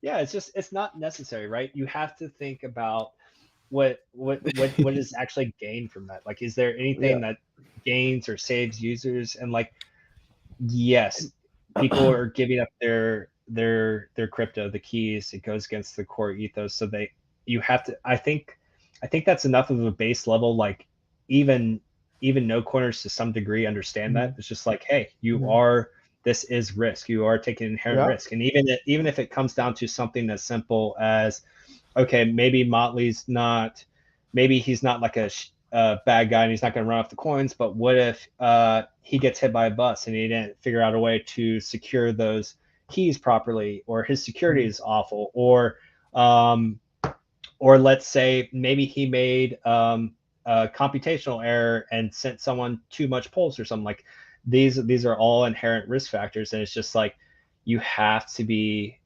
you accept that risk when you use the product. If you don't want to use the product, then you leave it be. And I have tough skin. You can say whatever the fuck. I think you and I will agree that you're giving people an option, and it's oftentimes Richard Hart says it's like it's a spectrum. You should be able to like move these little dials and say, okay, a little less security, a little more risk, dial up the risk a little bit, and pump up the potential returns because of the bonus multiplier. So it's just like, you want to give the options for people to play with these variables and get their own personalized risk profile or interest or whatever into something. So yeah, it's not most things in life are not black and white. There's complexities and different layers to this stuff. And like, when you try to paint everything black and white in this life, like, you're probably going to be a very miserable person. Like, it's not a good way, in my opinion, to like go through life, because there is a lot of subtleties in life that don't necessarily fall in one category or the other. I mean, you can look at anything that we have in today's world where you have two sides, and most people are going to fall somewhere in between those ethos, right? Like, they're not going to necessarily side with one or the other. There's going to be, I believe in this and I believe in that. And like, this is where you start seeing people divided and fighting over stuff that they don't even realize what they're fighting over, because it's just like, you don't understand that you probably shared 99% commonalities with the individual, but because you decide to choose one camp, you're saying that this person is better than this person, or this person's wrong over this person. Like, and you guys don't realize that. Yeah, you guys don't realize that you actually agree on 99% of everything. But because you decided to choose one camp over the other, you went that black or white route, then you find yourself just hating someone for no reason. And then you just have a worse quality of life because of it. Hey guys, here's my 15 tweet thread shitting on this project I haven't researched. Justin, that's basically what you're saying. I want to get to some of these comments. Yeah, they're great. The Hex skin, Gerardo is my fan this year. He rocks. Love you, bro. Gerard looks like he smokes the good stuff. Happy V-Day. All right. You got Hexkin saying Motley's aging like fine wine, or just wine. Yeah, not fine wine. It could be like wine at like CVS or Walgreens. A nice $5.99 bottle. Nice. You got QC Organics saying, do like this thing here, Hedron, if you want Hexkin approval, no sacrifice, but airdrop to common product we already have. I already explained like the whole reasoning behind that, but their whole thing is super different. It's super different. Yeah. It's tokenizing Hex stakes, I believe, like making them NFTs. I haven't researched enough into it. I just went into their Telegram group, hit pasta, like the pasta ! new, just kind of read that, and that's as much as I know. So just want to point that out. And this is the thing I tell people too, is like, I'm the same way, right? Like, just been so damn busy. I haven't been able, because people, like, when you stream and do this stuff, like, people come and reach your opinion. I give them my opinion when I can, but like stuff on Hedron, like, I haven't had the time. I honestly haven't time. I have like the core idea of what they're trying to do, but I just haven't dug deep enough to give you what I would believe is a valuable opinion on it. So like I just can't speak Same. on it. Same. I do like, I guess it is kind of interesting with the encapsulated stakes, and I know this kind of fits into the dynamic of what you're doing on Mintra with the encapsulating a T-share into NFTs. And this is one of the things is like Richard gives pushback on NFTs, but I think that's kind of due to the current state that they're in, because most NFTs are just garbage, just random, like you said, random generated pictures, and you get spit out a serial number that gives you a JPEG, and you're like, cool, that's your NFT. But if you find ways to give it inherent value, like encapsulating a T-share within an NFT, like those could be the most, like imagine T-share or NFTs that have T-shares wrapped into them. Those could eventually someday be the most valuable NFTs, and like Mintra, right? So you could have Mintra, and you could have all these NFTs that have T-shares encapsulated into them, and they're the most valuable things in there because you gave it that. You found a way to give it a fundamental of a T-share, something that's proven to have value. So there's ways to do it like that. Sai from Hex Toys figured out a very cool way to do where, hey, like you can, if you buy this NFT and we max this out, he's working on creating tangible items for this. That's like your ticket stub to show him like, hey, like I get my hexologist action figure, like I want that. Right. So like they get a real hexologist in real life after that. You have something tangible. You have a collectible. Like he found a way to give NFTs another fundamental. Wave 3 TV and I have we kind of have like a project that we're working on, nicknamed the Golden Chart, that we've been working on forever. Months ago, bro. Yep. Months ago. It was a great idea. I love the idea. Yeah, it's amazing. And it's funny because we've incorporated into essentially going over the history of Hex, right? And we've figured a way to immortalize key events that took place in our history via the NFTs. And we want to do a lot of cool things that make them even more valuable and rare. But what we're finding is, so we have amazing graphic art that we've already done. The game theory, we think we have pretty much hammered out. We have cool ideas with like encapsulated T-shares and the tangible side, like Sai did with Hex Toys. But then there's the issue of actually getting this stuff developed. And if you guys haven't ever built anything, developers are hard to find. Good developers are near impossible to find. They're ungodly expensive. And then especially with the NFT community, like the tooling for like doing really cool stuff with NFTs is like at its infancy. Like it doesn't really exist. Like, so you have to find some top tier developers to actually get done what you want. And I think that's kind of the point where me and Wave 3 TV are kind of struggling, is like finding that developer that can actually kind of incorporate, because we want to add, like Richard does, fundamentals into these NFTs to make them essentially more desirable, have some sort of inherent value to them. But it's just like they're not quite there. Like the the ability to do the tooling and everything we want is just not, it's not quite there. It's not up to snuff yet. So that's the last kind of barrier to entry we're running into. But Hedron, maybe someday with this encapsulated T-shares, that could be something that we can incorporate, and a lot of other cool stuff. But like we have the story, we have the graphic art. We're thinking about doing some cool stuff. Well, I want to see it. I want to see it play out. Yeah. Like I said, he told me months ago. I thought it was a great idea, and now you're just kind of like hyping it up a little more again. Bro, like I would love to see the Golden Chart. Like I need to see. I mean, because especially. Let me shout out Valiant Brand real quick. Just go ahead. 369 super chat says much appreciated, Gerardo Motley. Fuck your money, Brad. Emoji and thanks, Brad. Appreciate it. All right, go ahead. Interrupting, Brand. Gosh, giving Gerardo money and interrupting us. Jeez. But no, it's just the story of Hex is amazing. The community, what everyone's doing, what everyone's building. And it was funny, like when Wave 3 TV and I sat down and like we're going through and everything, and he came a little bit later than from the start from Hex. He came from Dollar Cost and kind of the Moon Gang group, and so like he came a little bit later, so I was like filling in some of the early story for him, and it was just fun going through it because it was just like nostalgia. It was just like bringing back old memories and stuff, so I really enjoyed it. And it actually brought me back to a good point with you early on, because I remember him and I were having a conversation one night, and you were actually pretty new to the scene. You just like come on and started doing streaming, and Mm-hmm, you were smart, great TA. Thank you. And like, I'd say that's probably, and to pat myself on the back, I'd say that's probably one thing RG3 likes to claim this a lot too, is like, I think I have a pretty good idea of people that have like talent. And like, I could tell when they're just going to be really good. And like, when you came on scene, I was like, oh, Gerardo's going to like kill it. Like, he's going to be an amazing streamer. He's going to be awesome. And what was cool about you was like, I would say you were probably one of the first of that kind of like transitional period, because Hexologist was the best, hands down. First started everything, helped kick off RG3 and the Discord Syndicate, which bred a whole bunch of other streamers. And I'd say like that first generation is good, but like we were never, it was more of just a community thing, just kind of like bonding together, kind of like the 300 Spartans. Like you needed that for the community.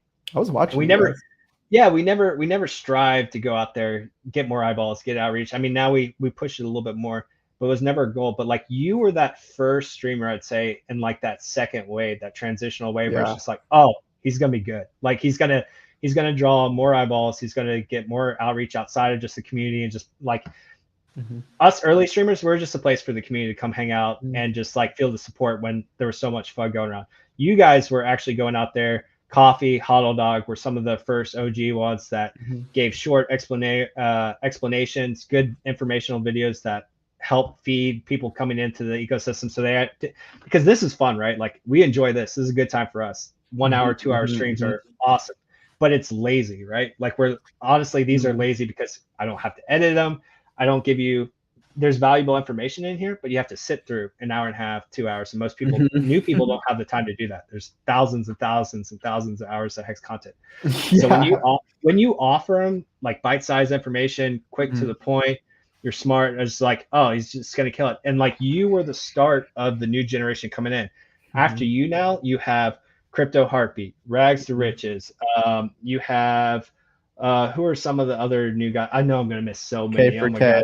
K for K, freaking awesome game theory. Pulse gains. Like it doesn't end, right? Like you could sit here and just continue on and on.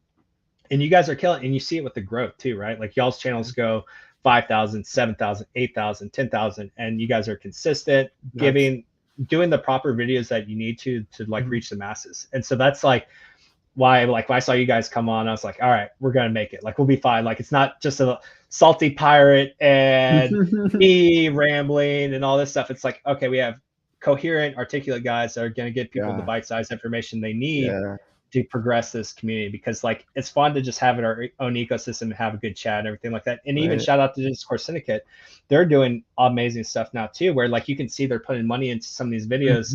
Shout out to Expensive Taste. They've got her set up in a little studio. She's got an amazing voice, attractive girl, and then they got a great script for her. They have great video edits now, and it's just great like introduction videos into Hex. What does Hex do? Hex staking.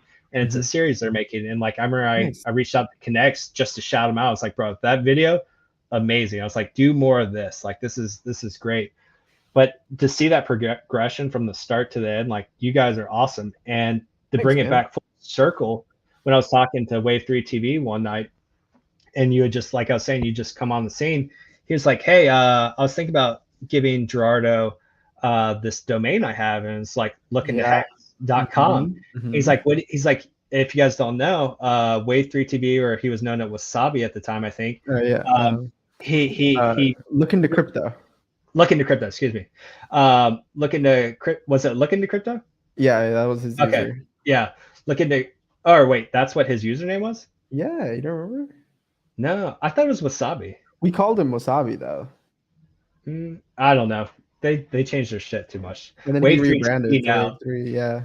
But he's like, I have this domain, and he's like, should I give it to Gerardo? I was like, yeah, dude's gonna be a stud. And it's one of those things where like we have like as you start to build stuff and more projects and more stuff in the community, you're doing like this active outreach and advertisement and channels and whatever, you like, there's only so much you can do at a time, and you have priorities of what you're trying to do. And he's like, yeah, it's just like, I don't think I'm going to get to it in time. I'm focusing on other stuff. And it's just like, I think he'd make good use of it. And so like he passed that on to you, and I thought that was awesome. And that was the coolest thing ever, man. Like after the stream that we did together, where it's back on my channel as Look Into Crypto, the stream, he like we talked for an hour off stream afterwards in the green room, and like, yeah, he just like, yeah, I'll just transfer it to you, because I'd asked the community through a video, like, do you guys know how to build websites? Like, I was trying to figure out like how to get my charts displayed real time on there, and he was just like, yep, Yeah. just shot it over. So yeah, fun Easter egg for those who don't know that Wave3 is the godfather of that domain, Yep. LookIntoHex.com. So huge Yeah. appreciate, like, it wouldn't be a thing without him. I can't think of a better brand for that site. It's so cool. It's probably Yeah. one of the most popular sites. Richard Hart freaking loves it. Yeah. And it was literally it was him recognizing talent and driving you. And I just remember we had that conversation one night in the green room. It's just like, yeah, you think I should give it to him? It's like, hell yeah. I was like, that'd be awesome. I was like, Thanks, man. Yeah. because we were doing other stuff at the time. It was just too busy. And like, look what it's become. It's become one of the best sites in the ecosystem. So again, it just goes to show you, it's just like, you never know with like these new people coming onto the scene, like what they bring to the table, and like you offered so Yeah. much value to the community.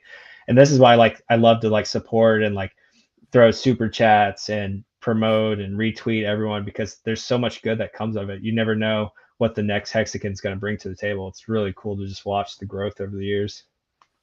Most definitely. I love how you touched on that new stream of creators that came in kind of a little after me during when I was coming in. You Because were that you was, were in between, bro. Like yeah, yeah, it you were really on the cusp. was. You were. I almost want to say like, yeah, I was like, you guys were first generation. I was kind of like Like generation 1.5. 1.5, right? You were And right then the between second 1.0 streamers and came in. 2.0. Yup, love Yeah. it. And it was motivated by like just stuff I wanted to see that wasn't there, that didn't exist, Yeah. that didn't exist yet. To your point, it's like a lot of it was just long live streams. Not many people like in their 20s, so I'm just gonna put it out there, like making hex content. And I was like, okay, I can hit a different age demographic. Not only that, I can hit a different like like shorter digestible videos with very specific, like, this video is purely on like the 20-week MA. Like, no one was doing that kind of thing. And so you're getting like basic TA out there. You're getting different age demographic, hitting the YouTube algo with different length videos. Like, I just wanted to do everything a little different, because similar to you, like, you learned your, I guess, your sales, your marketing stuff via recruiting. I learned that stuff when I was just kind of starting as a young entrepreneur trying to do things. So you learn all these, you read all these books, you learn all these concepts. It's kind of just like a bunch of stuff in your head. Like, you read all the basic ones, right? Like How to Win Friends and Influence People, Rich Dad Poor Dad, Higher Status by Jason Capital. That's, I fucking love that book so much. Another A lot of self-help key, I stuff. think, kind of like a kind of cornerstone and like your growth as well, was the Joe Perry interview, where I saw like some light bulbs start clicking with you when I was watching that interview. And he was just telling you about like how to like start building your brand and building everything around you. Like I could like see like the light bulbs and everything kind of clicking. He's like Cool. same thing. Like he knows a lot of talent in you. It's just like, hey, like you have something here. Like there's value, there's brand, and you yourself, like build it out. And again, it goes back to what we were talking about earlier with services. And like, yeah, there might be a paywall or there might be something here, but it's like you're going to get something derived of value. Like you have enough there where people want to pay for that kind of stuff. And I think that was like it was cool watching the interview with Joe Perry, and I saw you, like, I saw like the lights just kind of like clicking on one by one, and I think you like really progressed after that one too. Yeah, that was a great interview. I'm actually going to talk to him again. Like, You should. This week. It's Monday, so this week. Someone says he drives me a little nuts because his stuff is just cheesy. It's always like the top 5 cryptocurrencies to make you rich or the next 100x, but it works, right? Like he found like a little niche in the system, and like he plays it up. So respect to him in that. But yeah. I think he's gonna knock it out of the park with some of his picks, because guess what? A lot of his picks are Richard Hart products. Yeah, those are my favorite videos of his, when it's like top 3 coins and it's like HEX, PulseChain, PulseX. That's like the one I know I'm gonna watch, because yeah, he has a different approach. He just kind of like, he takes the volume approach, like daily videos, all these different coins, like just constant grind. So yeah, I would just call it the volume approach. That's I think that's one thing that Hexicans struggled early on with too, is they don't and I'll give credit to Dollar Cost on this. It's like a lot of Hexicans didn't understand. It's like, if you do want to cast that broader net, it's like you do have to talk about, maybe you don't have to promote other coins, but talk about them, or even it's something as simple as talk about the markets outside of HEX. Like, what are the markets doing? Look more at like Bitcoin and Ethereum comparisons. Look at stuff that people are interested outside our ecosystem, so you can draw them in so they can learn about maybe a better product, something that has just better upside than what they're currently looking at. And I mean, I think we've done pretty good job of that now. And now we really, I think like with the NASCAR thing and other stuff, we're starting to shift outside, which is good. We've always talked about that. Eventually, you just want to go outside the space, because there's so much really, more outside. It really is small. Crypto's tiny, bro. Yeah. No, you're so right. Yeah, it's very small. We have a long way to go. Reaching out beyond here is definitely should be a goal of all of ours. And I think we're working on it. And like, it's just, people are building stuff like a Grayscale hedge fund, Discourse Syndicat's working on that. We're doing outside promotions outside of crypto. We're doing stuff that's going to start drawing the eyeballs in that are not necessarily in the space. And like with those Super Bowl ads, like the demographic is going to start growing. Like I mean, crypto to me is the future. Like what governments are doing with this, with the virus, or with just the taxation, or with inflation and devaluing everyone's currency, it's like there just has to be a change. Like you can only push people to a certain point before they break, and they realize that they're working for naught, right? Blood, sweat, and tears going to years and years of working, and you can't even retire at 70, 80 years old. There needs to be a solution, and I think the legacy finance system is broken. It's broken. Yeah, there are a lot of things that could be overhauled within that system, for sure. I want to shout out IntPro's comment. Says he was proud to say he's the first commenter on my second ever HEX video. That's quite the badge. You should get an NFT for that. He was amazing for the first encounter. Thank you. So amazed that everything's done. Continues to do. My man, appreciate you. Someone only the second video, bro? I know, right? Not first. Yeah, could get the first. The first one was bull subcycles. The second one was like HEX versus ETH ROI from launch. Oh, nice. I was looking back at those, and like, to our point, like I really want to go back to those just like topical videos. I feel like I haven't done those in a while. I started just getting into the live streams a lot, and like you said, maybe it's because it's easy, it's lazy. It's like you don't have to get your thoughts coherent. Trust me for a procrastinator. Whatever. Yeah, a procrastinator and like an inherently lazy person without actually like pushing myself. It's just like live streams are easier, and like for me, this is selfish, right? Because like this is, and I tell the community this all the time, like this is fun. Like I like talking to you, I like talking to other community members, I like hanging out with people in chat, and it's easy. I don't have to edit a video, I don't have to do bite-sized stuff, and this is why you see people like Crypto Coffee and Hodl Dog's channel grow so early on, and this is why I always send them traffic. Because the people that need that bite-sized information that can't see through this live stream, aka not the already thousands of hexagons we have, the newcomers, the most important people, I send them that way, because they can get all that information, because those guys put in the work to edit those videos, make them quick, consumable. And this is something like why Coffee grew so fast. Like he offered a product that I send onboards to all the time, a course, right? Like, so like, I've gone to the point where I have so many people coming to me about HEX, I can't onboard all of them, especially if you do it right, it could take hours. So like I send them Coffee's course. They have the bite-sized information. If they don't know T-shares, send them to Coffee or Hodl Dog. If they don't, they play around with this is what I was telling you. I love your channel and everything, but like I think you could tweak the thumbnails, because you do just do the standard thumbnail, and they do the YouTube thumbnails. And it helps because I'm a basic bitch when it comes to like visualization. So like visually, if I see a new thumbnail, I'm more intrigued by what the video is. Like, what's that? Okay, new video. And like I see the thumbnail, and then I'm like, and then I read more into it. And then I'm like, okay, is it a topic I like? And if it is, that I've been thinking about this. I've been studying these, like you said, these channels that like started growing way faster than mine. And like not even within HEX, within crypto in general. And you're like, oh, it's the usual, like, it's like the usual expression, just like surprise. Yeah, don't open your mouth, bro. If you don't open your mouth, no one can put an eggplant in it. All right. That's all you have to worry about. Just don't open your mouth. Good advice. But you're a good looking dude, so just put your face on there. That's what people like. And then make sure the hair's super. Yeah, make sure the hair's on point all the way there. Yeah. Find some clever title, short, and then some visuals that grab the eyeballs, because with your videos, like the content's amazing, but Thanks. visually they can't grab it from like within a second or two, just like, oh, is this new content? Or maybe it's the same TA and I'm not interested in the TA right now. But I would love to know about PulseX and the single side staking with the incentive token. Like I'd love to know that stream. And that's another thing too, is hopping on those topical videos helps grow your audience very quickly as well. Like back in the day, airdrops, right? Like Hodl Dog was on point with the tutorials of like how to get into Matic, how to provide liquidity, how to claim an airdrop. And you grab those, you could grab an audience of 500,000 people that are outside of our community that are just looking at that subject. And if you have a YouTube thumbnail, you're going to grab your eyeballs. But say you did the same video and you just have your black screen with your icon, people have no association with you. They're not going to be drawn in. They're going to probably click to the tall Swedish blonde haired guy that's going like, holy shit, you see that airdrop you can get for $1 million? Like, they're probably going to click on that one over your video, and then his channel is going to continue to grow. So it's something to consider incorporating. Just again, like they're saying in the chat, don't open your mouth or you get an eggplant.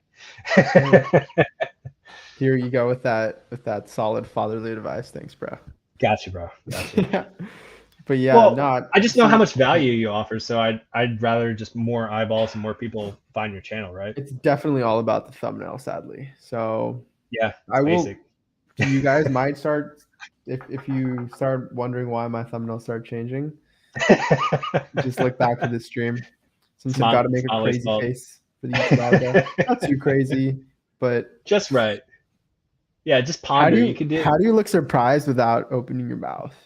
Right on. You can cover your mouth. Just look. Like that. Oh, that's a good one. Anti eggplant blocker, you know. Do this.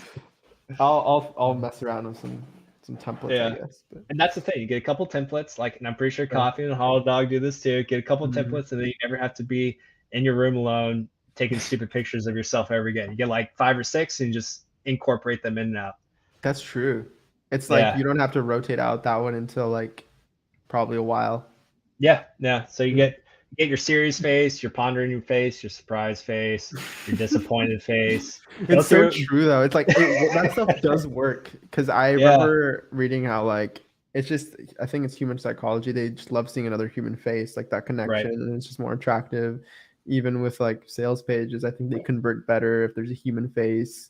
Like human faces do better than logos and like all this stuff. Yeah, people are always searching for that human interaction, and this is someone's at open mouth with a mic close to it. Like yeah, no thanks. There's no crumbs on our mics, so we're good.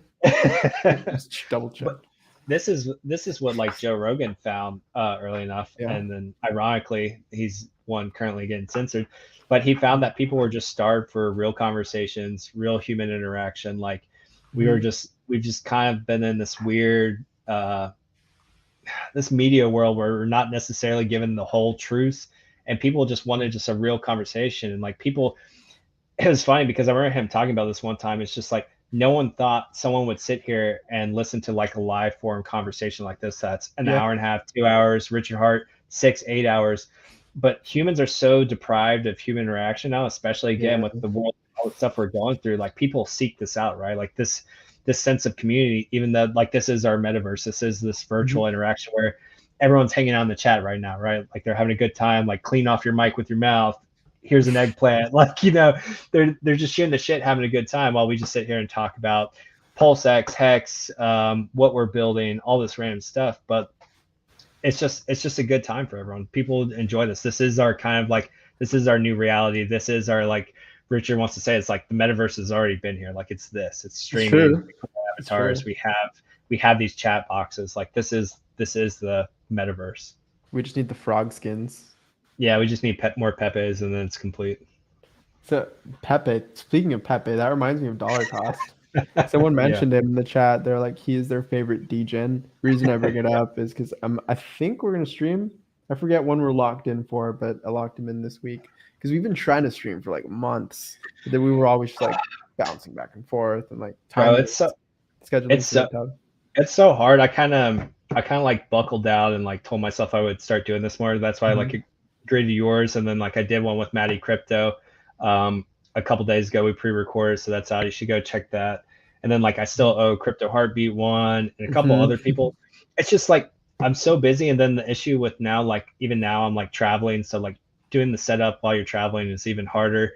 And I just push it off. And I was just like, all right, I got to start doing this more because it's just important again to get out the people talk, creating. This is probably one of the things like, I know my strengths, right? Like I'm not, like I was saying earlier, I'm not the most mathematic inclined. I'm not a TA guy. I like stuff macro, but I'm very passionate. I become very obsessive when I find something that I like. And I'm always been about just understanding people I want to be around, right? Like who I want to make my social network. I like what, I can't remember what book it was, but essentially like you're a product of like the 5 closest people around you kind of thing. Like the sooner you surround yourself with intelligent people, like-minded individuals, like you're going to continue to grow and prosper from that, whether that be financially, health, wealth, family, you name it. Like you're going to grow from surrounding yourself with good people. So now that all my basic needs are met and I don't have to worry about finances or anything like that, now it's just like I want to continue just building relationships with like people that I think bring value, that are awesome, that I think that are going to do good for this community in the future. And like you're definitely like at top of the list. So I'm glad Thanks, we man. actually got to do this today. Yeah, dude, I'm stoked we got to do it. And we could call it whenever, by the way, if you're tired. Oh, you're good. Or Yeah, it sounded like a good wrap-up point, but yeah, I'm fine. it did. All right, cool. I was like, yeah, I guess when I was leaving it like a layup if you wanted it, but like I'm fine to keep going. Cool. Yeah, we can just touch on some of the chat a little bit and then wrap it up. Maybe answer some questions. I know we haven't answered any questions. Someone said, speaking of marketing, the PulseChain anthem is coming. Thought that was an interesting comment. Probably some more music. Freddie, if that's yours, I hope you focus more on that than on Twitter, my boy. Well, you become the 5 people you associate with. Yup. Yeah. Let's see. Questions. Is PLSX, EHEX, PHEX a buy test net, sell main net event? What? Or is this time different? I think they're asking, is it a buy the rumors, sell the news with HEX maybe? Because the other two don't exist, so you can't like sell the news. Well, I guess you could sell upon opening price, but that'd be kind of silly. Like you want to let the chart develop, don't you, for a little bit? I think the strategies are pretty straightforward now, right? Like, so I think we probably can all agree now that PulseX is probably too late in the bonding curve to really mess with it, in my opinion. I think the better value. PulseX. Okay. Yeah, I think the 5X is a little too much. So definitely PulseChain. Definitely PulseChain. Like 100%. I will bitch slap someone. Stimulus 1200 check on Twitter. That says PulseChain is a good sacrifice right now. It is not. It's just I said earlier I'm not a mathematics guy. It is not a good investment right now. It's like just $5 per pulse right now. Like just wait. Bruh. God damn it, just wait. It's like, well, if you hold it for 10 years, like it'll be good. It's like, how about they just buy it new at the opening price and it'll be lower than $5, guaranteed. Yeah. So don't buy PulseChain now. PulseX, at this point, I just think HEX is the better deal, especially if you're still early on in your accumulation phase, because PulseX doesn't exist, right? But HEX does, and this is your opportunity to get the copy. Like you don't get this opportunity again. So like I value that. I brought this point up on HEX Ray Visions chat he did with Rags to Riches, K4K, and David. People are thinking like, okay, well, I'll just wait to buy PulseX and PulseChain at launch. They have the most upside run. I agree that to some degree. I think they will run very well. I think HEX has just the same amount of ability to run as all the other ones, because people forget the largest bag holders of PulseX and PulseChain are the HEX OGs. And what was the number one coin that was sacrificed for those two tokens? It was HEX. So it's Hexicans that have the largest bags. If those coins run 10, 20x, like they're going to be reallocated some portion of that into HEX. HEX is going to pump for that. HEX is going to pump. HEX is going to do some crazy numbers. Like you got like, there's a very, very good chance we see like multi-dollar like fluctuations in HEX. I think this year, maybe at the latest next year, but like I think honestly this year is the year that we see dollar HEX. And then very quickly after we realize that dollar HEX is possible, like multi-dollar HEX. Obviously, we have to push through a couple of price barriers along the way. But like once you crack those and you know it's possible, it's just something about the human psyche where it's like, okay, I can operate between 25 and 50 cent fluctuations, right? Like used to be back in the day, we fluctuate, we'd have like a quarter cent. Then it was just like, okay, now we've hit a cent. We know we can do it. And then it was just like, all right, we're operating between 1 cent and 4 cent. And the next thing we know, we're hitting 17, 22 cents. Like, oh my God.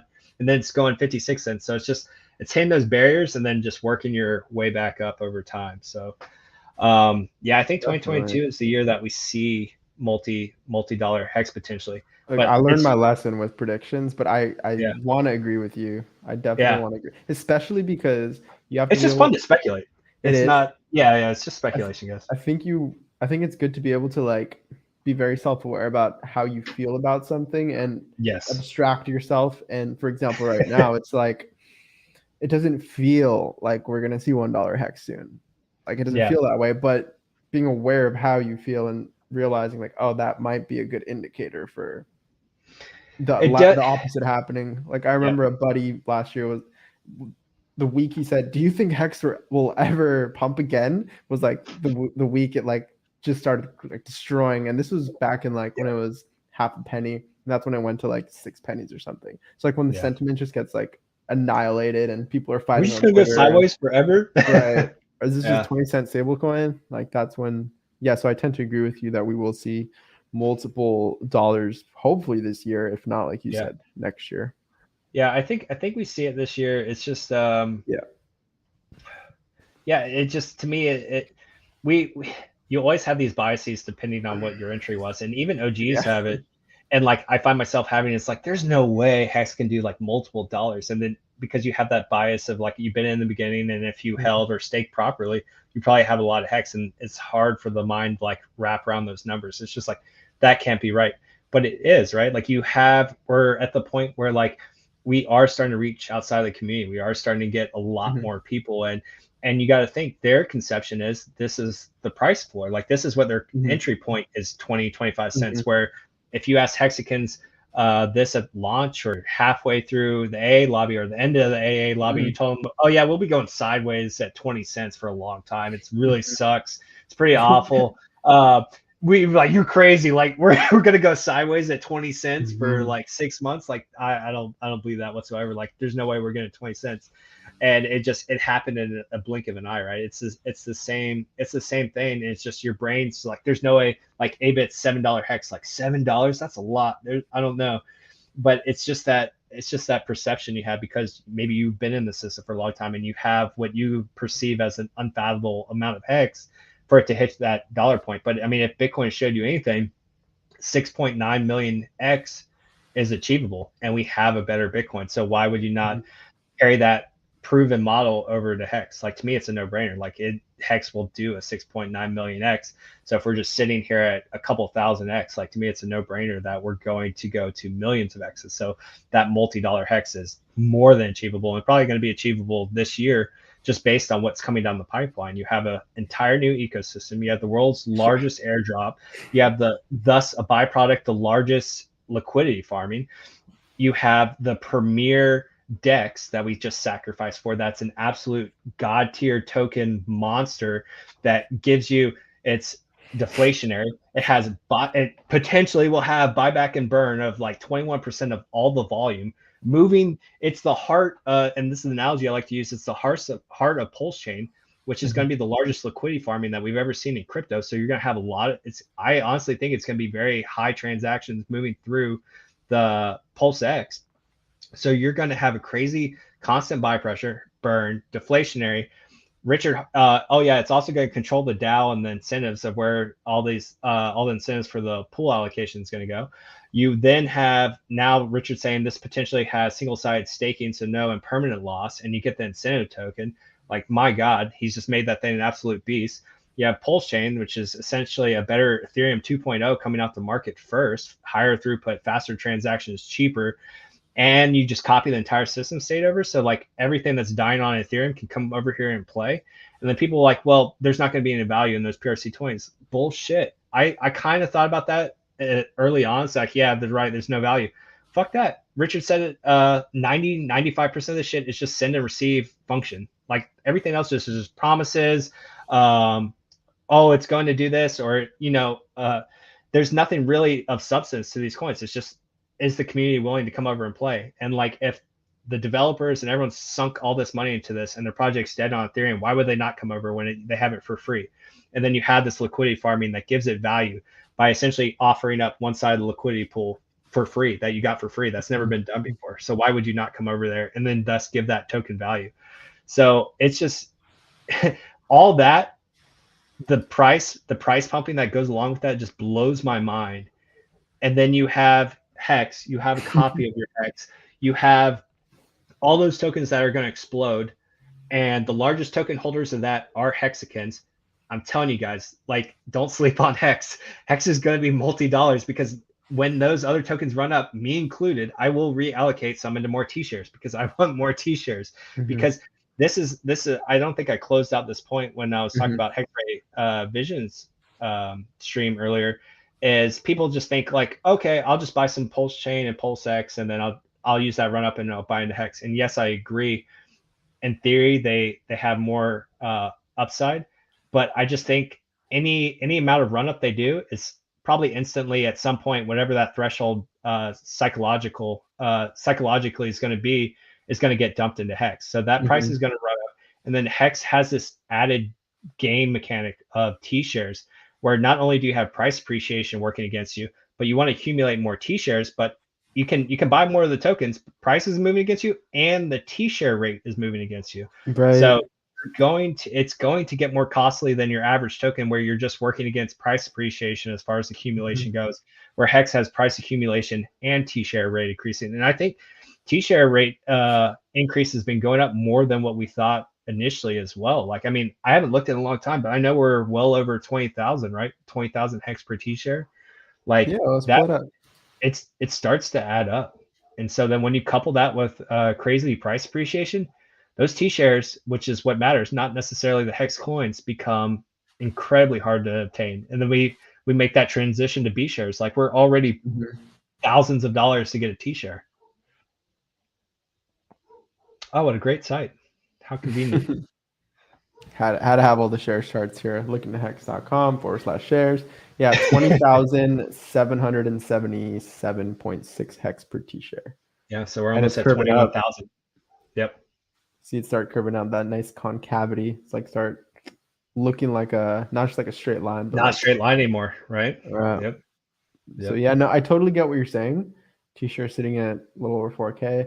About about just the rotation game. Like, you see it already with the whole ecosystem where people play and they rotate it from ETH to Bitcoin to stables and kind of have that whole game, even with alts.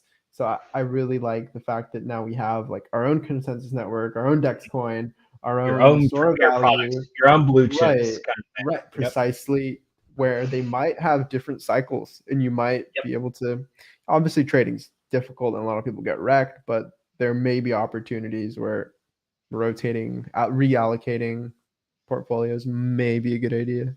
And see, like, I'm awful at trading, right? Another reason why HEX was so appealing to me. Awful at trading, awful at TA. Macro, I love. I can see the long-term goal, like I can find the right asset.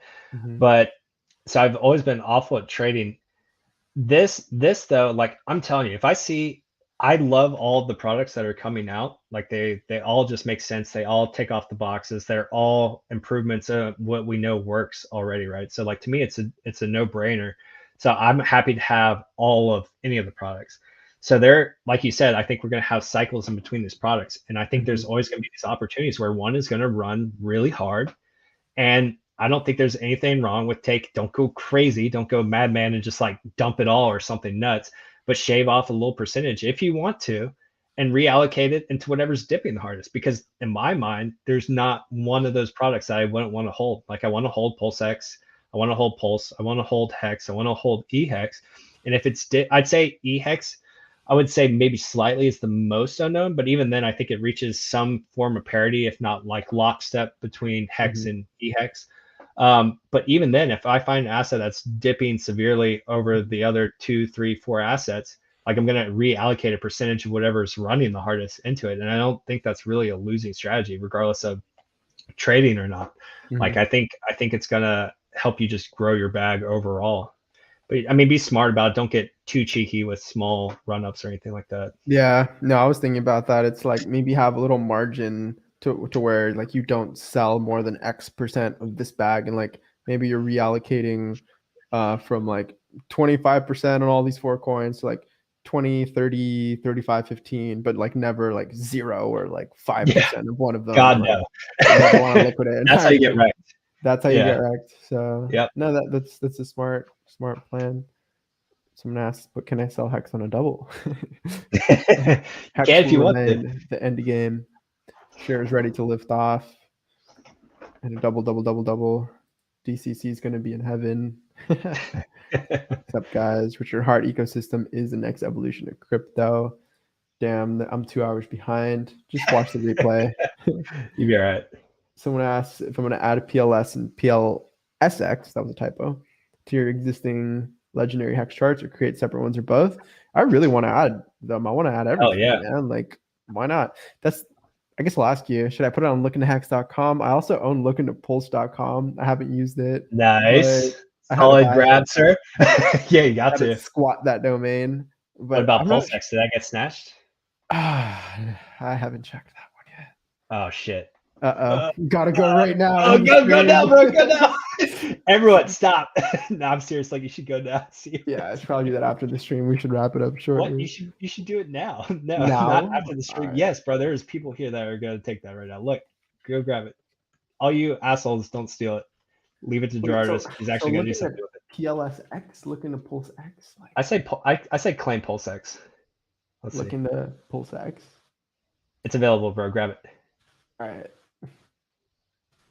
Hold on, guys. Don't any of you ask if it gets taken. I know it's one of you assholes, so don't do it. I'm gonna write down a list of everyone in chat right now. And we'll hunt you all down individually. Snag it, bro, or I'll snag it for you. It's good. Oh, not bad. It's only $12. Oh, mine's $8.98. Are you using GoDaddy? I am using. Are they taxing? Just take it before someone else does. It's a few bucks. The future I recommend namecheap.com. Namecheap.com. Okay. Yep. Good to know. And I've been getting robbed this whole time. Yeah, GoDaddy puts a little extra fee on there for being the known about domain website. Totally. I'm kind of excited if we actually get this for you. Someone beat me to it. No, hold on. What? It's loading. It's loading. Thank you for your order. Awesome. Hey, nice. Let's go. On stream. You guys are all scholars and gentlemen, ladies. Thank you. Thank you for not stealing that and being an asshole. Nice. Someone said you might as well steal look into Mintro too. Oh yeah, someone said that here. That's funny. Yeah. No, that's good. Well, you have the monopoly now, sir. Congratulations. Someone said I'll sell it to you for 5 racks, $5,000. Nice. Cabana's new facial hair, loving it. Perfect timing for Daytona. Yeah, you got like a 70s porn stash to do as a how to watch Daytona video. If you guys haven't seen that and you want to know how to watch Daytona or what to look for, he just posted a video about it, and he's got a 70s porn stash and I think like a Budweiser hat on, so definitely looking straight up Daytona ready. Yeah, I've never been on. I've never talked to Cabana or been on the whole happy hour, but it always looks super fun. Like when you guys it's fun together and just like vibe out. He's always looking for guests. So come on one. It'll be fun. It's on Fridays, right? I think. Yeah, it's Fridays. He's trying to milk the Daytona thing. He wants to do one tomorrow. I'm like, I'm trying to fly tomorrow, bro. Can you relax? We don't need one on Tuesday. But yeah, no, they're a good time. Oh, okay. Yash Deep's got a question for you as far as Mintra. What is my share of involvement? It's kind of vague. If you want to go over that. Yeah, I guess he's like, are you 50-50 partners with these guys? How many people are involved? That kind of stuff. I don't know how you want to approach that. I will think about that question. It's been a couple hours here. My brain isn't fully here. Yeah. I don't want to say something stupid. Right. I'll think about the question, and in the next stream I'll do my best to, like, if Yashdeep is in my next stream, ask the same question and I'll have a better answer for you. Okay. I know Yashdeep was saying earlier too. He said based on the thing you guys are kind of in the works with. He said, you didn't say too much. You said more than he would have said, but you didn't But say not too much. Yeah, so that's good. I'll take that as a sign of approval from Yash. Look into Gerardo. Nice. Look into Gerardo. Congrats on the snag. Yeah, look into mustache. For sure. Yeah, I think we can wrap it up here. Are you traveling tomorrow, you said? Yeah, so I'm flying to Daytona tomorrow, so I'll land Tuesday. I think the Highest Stakes documentary is sending me I'm gonna be the one in charge of their freaking camera, because in case they can't make it, I think Ricky Agape Hex is going to shoot the footage. So I gotta be the one responsible, because I'm gonna be there the earliest. I'm gonna be the one responsible for their like $20,000 camera. So that's gonna be sweet. Yeah. But yeah, so I'm gonna be out there at Daytona 500. I got to talk to Black Hexagon. She's the one that puts on all the crypto Sparbuck stuff to go over some event stuff. I was talking to Patrick today, and I thought she was doing that anyways, but he's like, no, bro, like you have to hit her up and tell you what you want. It's like, I don't plan events. That's her job. You guys are coming out here. You guys are the event planners. You just tell me what you want, and then we still have some of the community funds over that we've been using for merchandise and advertisement. We've been doing ads and all this stuff, and I was like, nice. And then, you know, if we need to put on an event or sponsor or whatever, like we can use some of those funds for the Hexicans that show up and just make it a fun event. Problem with Daytona is, bro, everything is rented out. Like everything's occupied, rented out. It's crazy right now. So I don't know what we're gonna do. I wanted to get like an RV, but all the spots are bought up and it's crazy. Right on. Okay. Well, safe travels, man. Good luck with that $20,000 camera. Don't break it. Yeah, right. Yeah, did I say I'm gonna be in possession of that? I'm not gonna be. Don't come looking for me. Nice. It's not. Yeah, dude. Thanks for coming on. It was a pleasure meeting you, chatting with you in front of all these beautiful people. Thanks everyone in the chat for the comments, making us laugh. Like probably some of the best parts of like any stream is the comments. Yeah, I don't want to mess this up, but it's like moving funny, different than it usually moves. Well, if Exo was here, he'd show you how to fix it. Yeah. He'd show you how to fix it. Yeah. I'll have to hit him up. You could probably get a nice YouTube thumbnail after it. Yep. Cool. All right, man. Well, yeah. Have a safe trip tomorrow. Thanks for chatting. Yep. And good luck with everything you guys are building. And excited to hear what it actually is. Yeah, well, I'll hear your guesses in the back. It's weird. Like my guests always chop out at the end of a stream. What was that last thing you said? It was chop out. Yeah. You know that guess that you're gonna give. Oh, right. You can do it off air. Oh, I thought that was gonna be your segue to like just cut the stream, but okay, got it. It actually gets choppy. No, it literally gets choppy. Okay. Yeah, before that happens, like I'll give you my guess on air. So my guess is. My guess is